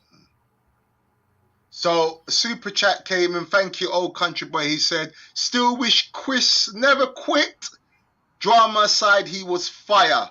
I'll be honest, I logged on to Chris late. I ain't gonna lie. But looking back at all his content, I saw what the brother was trying to do. And the next question was, thank you for the super chat again, old country boy, was, can we have Chris as a regular? I don't think he's got time to be a regular, but I'll definitely, myself, I would like him to come back, definitely, because there is a lot more questions I want to ask him. And I mean, I know the answers, but it's to help brothers out there and to get an understanding of what's really going on, because I think we've lost in this whole YouTube world the number one key, which is information. Information's lost, you know, and information helped me, put it that way. So I just want to say one more thing if I could. Go ahead. Yeah, go ahead, bro. Brothers misunderstand when they reach out to me, like they watch some of my videos. They were never a part of Caribbean Conquest. So a brother just reach out to me and be like, hey man, let's have lunch. I'm in Santo Domingo. And I'm like, hell no. Because I want brothers to understand why I say no. I don't like going on first dates with grown men. And that's what that shit is. It's like going on a first date. Like, I live here. This is where I live. So during the day, I'm working. And if I'm not working, I'm trying to fuck something. Where in that does that mean I have to take block out 2 hours of my day because this brother has never been to Santo Domingo? Bro, why do you think I did all them fucking videos? I literally have gone through everything you can imagine, every fucking scenario, from how to find an apartment, how to find an Airbnb, how to use public transportation, how to meet regular women versus Dominican women, how to ask for things in the grocery store, how to recharge your phone. All you got to do is go through that. So you want me to give you this whole goddamn synopsis in this 2 hour thing? No, I'm not doing that. For fuck, and this is how they get you. They be like, I'll buy you lunch. Like, nigga, you think I'm that goddamn poor when I can't buy myself lunch? I buy you a beer. Fuck your beer. I don't need no goddamn beer. I don't even drink like that. Like Chris, I don't. It's they need crazy. to start hitting the Cash App. That's what they need to do. You need to start charging $150 consultation 1 hour. Done. Because brothers, but see, like, not that was the thing. When I even started mentioning shit like that, brothers got mad, and that's when I knew I could not pursue YouTube as a monetary way of getting my paper here. I'm gonna be honest, it can be difficult for brothers to find their way here unless they're already retired. Brothers who have pensions are going to love living here, and all you have to do is budget 20% off towards your bills. So, like, if your pension is $3,000 a month, you just find you an apartment for less than $600. Clean. You see what I'm saying? And now you're going to have to give up some things, right? You can get you an apartment in a beautiful part of the city for about $400, $500 a month with a beautiful view. Everything is already taken care of for you. You got furniture in there. You got Wi-Fi. You got a TV. You got a refrigerator, stove. If you try to get that shit like I got it, you got to buy all that shit yourself. I did. I ain't gonna front. There's even some apartments that come with a gym. Exactly. Listen, man, some of these apartments here are nicer than any apartments I've ever seen back in the States because they're about 15 to 20 floors. They have a community level on each other level. They'll have a pool on like the 5th floor. Yeah. And then on the 3rd floor, they'll have a coffee shop. The fuck out of here. Shit's crazy. When you go to the pool level, they'll have a karaoke machine, a barbecue pit. That is for the whole fucking apartment. I ain't never seen no apartments like that where you got a private elevator. And then when you walk into the apartment, it's 3 floors. Like, God damn. And they living like that, and here we are struggling in the cold in a little old ass 1-bedroom in New York, paying goddamn $2,000 a month, mad as fuck. You know what I'm saying? For a prison cell, for real. Right. And what are you getting from that? What's the benefit? Because brothers could talk about me all day. You could say I'm poor. You could say I ain't got no air conditioner. The power go out. But the difference is when I walk out my door, I know I'm going to see somebody I want to marry that day. I know I am. Can you say the same? If you can't say the same, unfortunately not. It might be time for you to change your zip code. You know what I'm saying? That would be my message to brothers. Stay safe when you travel. Be mindful and humble, and enjoy yourself. You know, any brothers you made it this far, and one of the hardest things to do as a black man is to survive. So the fact that you've made it this far says a lot about you as a human being and as a person. Don't you deserve something nice for yourself? Don't you deserve an opportunity to live in a place where the people will value you as a human being, where whatever skill set you have accrued in life, you can use that to better the community and better the community around you, and ask other brothers to come and do the same thing and create a network of brothers that's all like-minded and trying to do positive things for the community? How positive would that be? How awesome would that be? And on that note, Chris Dogan, thank you very, very much for coming to my show and pulling up on the panel. It has been a pleasure. It's been an honor. I'm sure a lot of brothers are going to learn from your story, you know, traveling to the Dominican Republic, leaving the matrix, changing your life, getting healthier mentally as well as physically. And yeah, I mean, for myself, I would love to have you back on the show. Obviously, we'll speak behind the scenes to try and set up some, you know, just talk about relationships and stuff where, if that's okay by you, that is, you know. Yeah, it's just, sure. Thank you very much, man. Like, honestly, I mean, I know a lot of people got a lot of gems there. Like I said, guys, on some real shit, just tap in his name, Chris Dogan, go to his channel, like, share, and subscribe these videos. I would encourage everybody, and this is some real shit, right? Chris sent me videos, because I said to Chris, I just want to do a little bit of research more into who he is. He sent me these videos. He goes, "It's part 1, 2, 3, and 4." That's all he said to me. Part 1, 2, 3, and 4. Check it out. Literally, I press play, and this is no word of a lie. I pressed play on the first one. I was like, "Holy shit!"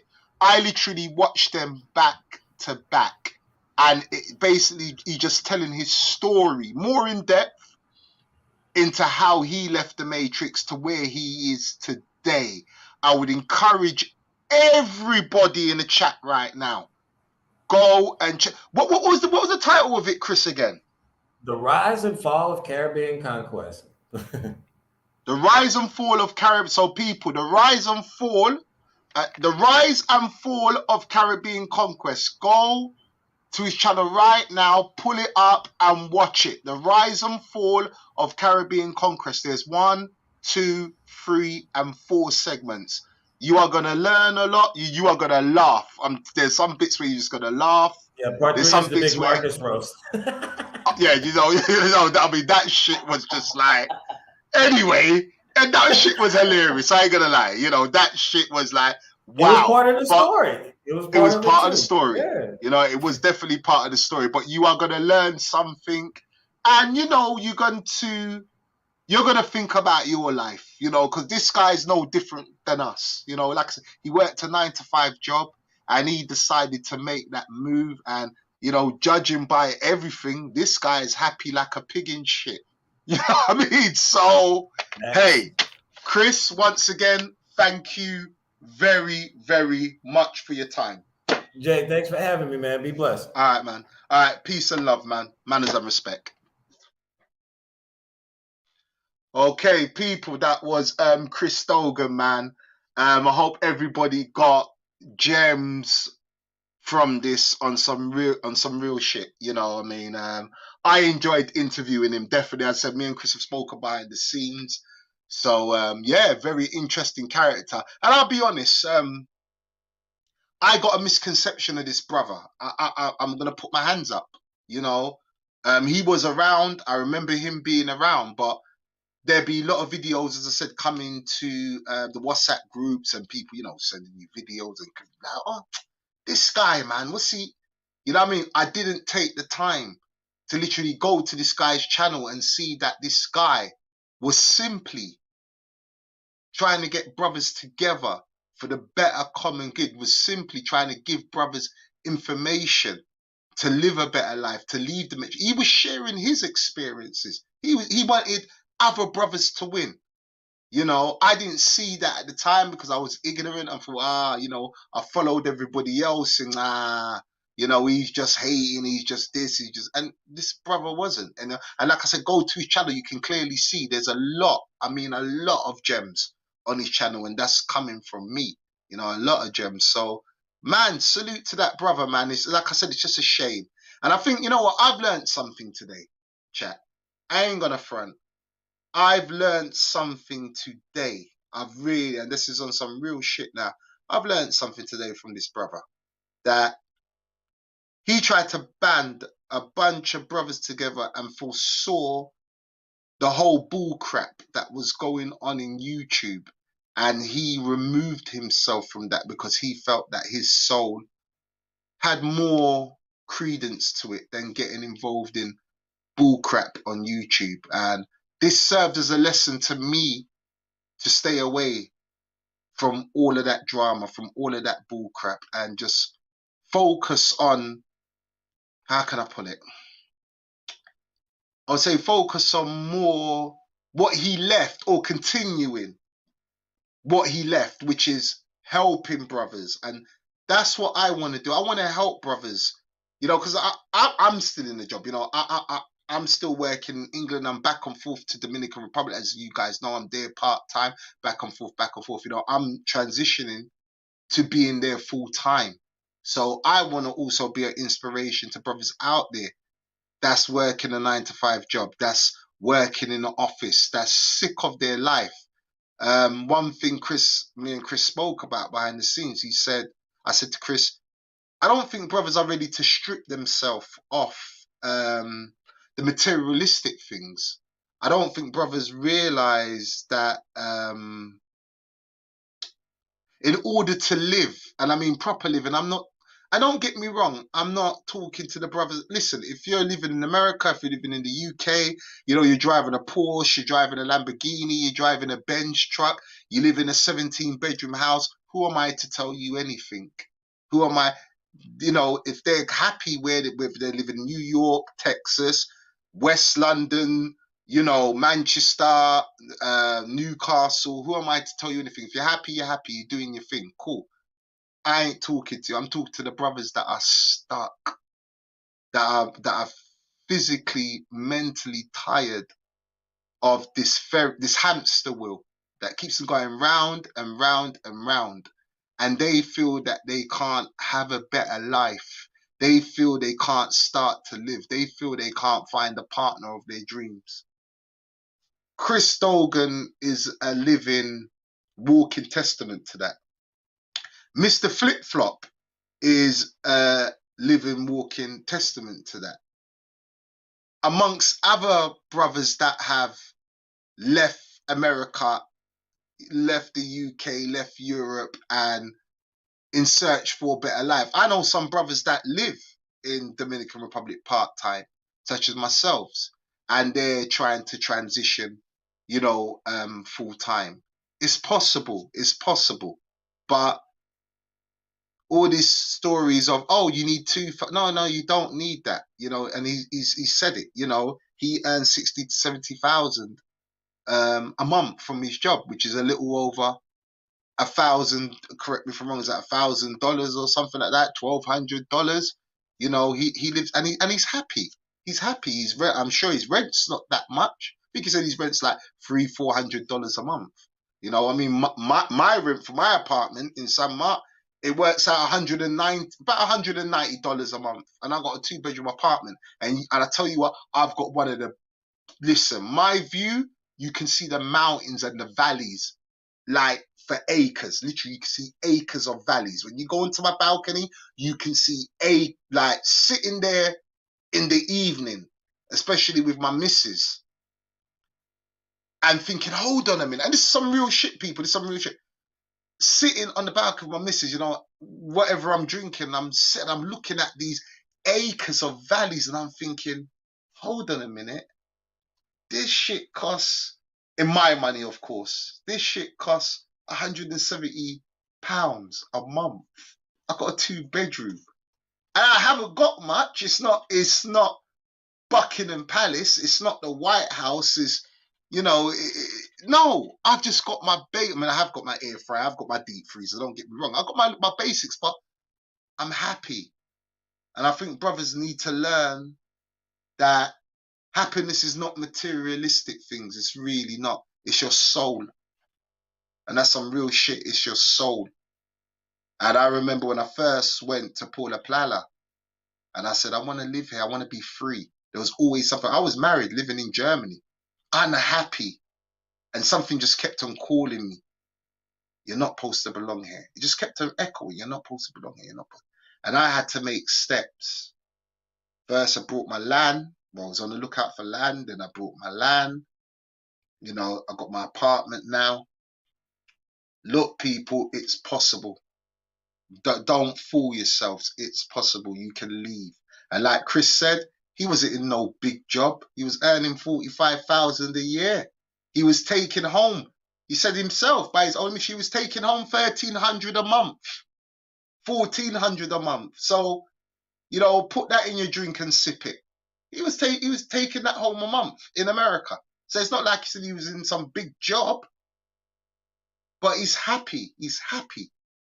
And I want to continue that through my channel. That was always my calling, to help brothers. Not to get in beef. That was never seriously, that was never me. I just didn't understand the whole YouTube space. I got caught up in all the bullshit, to the point that, I ended up on someone else's platform, to have conversations. And I found myself in people telling me I belong to this group, I belong to that group, I belong to this group. I don't belong to no group. I belong to me.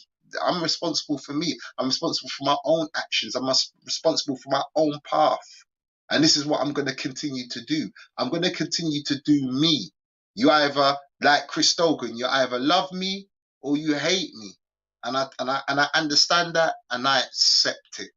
And on that note, thank you, people. If you haven't smashed the like button already, please smash the like button. And I'm going to read some of these chats and we're going to close out in 5.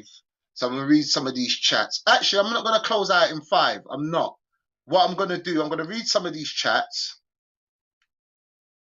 And, okay, we read that out. No, we read that out. Big fan, Chris. Bless up, Chris, for coming to Big J's channel. Yep, definitely salute to him. Oh, you're in West London. Okay, Neon Shade, salute to you. If that's the same, I don't know if that's the same David Young. I'm sure that's the same David Young I met in Dominican Republic. I'm sure it's him. I'm sure it's him. Top class with Big J. No, not from me. No, definitely. I agree with you, Neon Shades. Definitely. Old Country did read out his super chats. Old boy said this is the best video you've done, Big J. Damn, I didn't expect this from you. Hey, this what happens when I don't involve myself in crap that doesn't yeah, whatever. But I really appreciate that, Old Country boy. Salute to you. Omega Jackson. My friend once told me, one woman told me him sosua is just business. And yeah, that's all it is. It's business. Of course, I agree with that. It's just business. Where you need to watch his panels with Miguel Deal. Yeah, shout out to my big bro. Well, not my big bro, my little bro, Miguel Deal. I'm actually older than Miguel Deal. So shout out to Miguel Deal. Yeah, I mean, I'm definitely going to have Miguel Deal on because he's another one that's in Santo Domingo. Boy, man, the women that Miguel Deal got, man. Anyway, let's not even go there. But yeah, shout out to Miguel Deal, man. Oh, Miguel, he's around. He's just, Miguel's living his life, but he's around. Miguel's got a channel, but yeah, I don't think he does any. He just got a channel. I don't think he's doing anything. Yeah. And Travelmatic, I really appreciate that, big bro. Salute to Travelmatic. Definitely go to his channel. And that's another one that reached out to me. Travelmatic, he just I like when brothers reach out to me and just tell me, yo, Big J, stop the bullshit. Come on, you better than that. And that was my big bro, Travelmatic. He reached out to me, he's like, Big J, nah. Just stay on what you need to be talking about. You're better than that. And a lot of brothers reached out to me and literally G-checked me on that shit. So I really appreciate you, brothers. Big J, you're back. Great. Never left. Just got sidetracked. Never left Omega Jackson. I just got sidetracked. That's all it was. I just got sidetracked by all the nonsense. So, which is my fault. But I appreciate you, brother. I really appreciate you. Yeah, it was embarrassing. Definitely having to explain. Very right. African Dominican, no, she wasn't on that type of time. And definitely shout out to her. Oh, that was you, David. Okay, my brother from the Virgin Islands. Salute to David Young, man. Yeah, man. Blessings, David, man. Blessings, David, man. Salute to you. I swear I've got your number, David. I've got your number. I've got to reach out to you. My bad, bro. I'm sure I've got your number in my phone. I'm gonna reach out to you. Not for now. I got brothers, you don't understand. I got so much shit going on right now. You don't understand. Like right now, brothers, like I've got 2 years left and I'll be moving permanently to the Dominican Republic. So right now, I'm not a rich man. Right now, I am working overtime. You don't understand. Like I am literally like work. So yes, Leon Shades. Yes, 2020. Yes. But I'm just under 2 years. Let's just say under 2 years, I'll be gone, man. So I've got a lot of stuff doing right now. It's like, yeah, overtime, working, I'm gone. So that's why brothers like Chris Dogan, brothers like Flip Flop, brothers like Sylvan, my brother, You know, he teaches in Dominican brothers like that, man. They're, you know, brothers like Go Travels. Salute to Go Travels. You know, brothers like Cortez. You know, to name a few.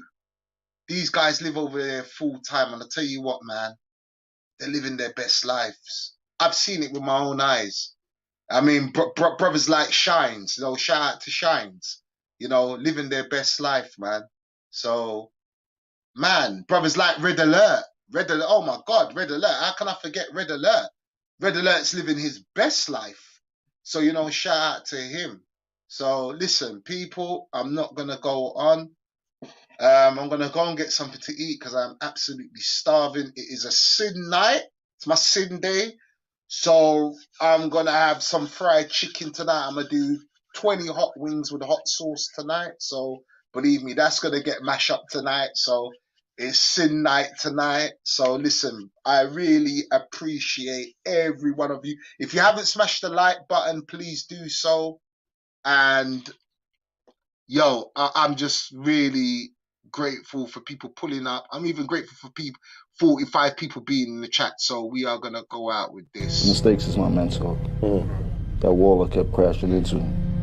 You dig? The game is to be sold, not told, so these people don't tell you shit. And their advice don't be worth a shit neither. It's hard to take advice from a nigga that never know where you going and never been to any place that you've been to. You dig? So a lot of the lessons I've learned was by making terrible mistakes or making wrong decisions, and with all that knowledge from learning from my mistakes is what got me here. Plus, I'm pretty good with common sense. Okay?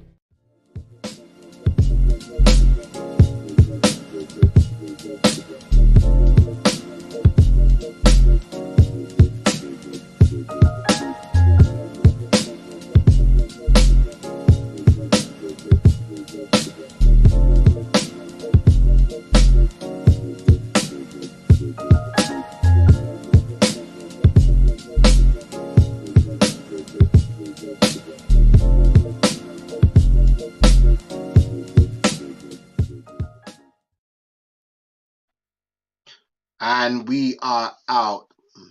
Blessings, manners and respect, peace, love, light and balance.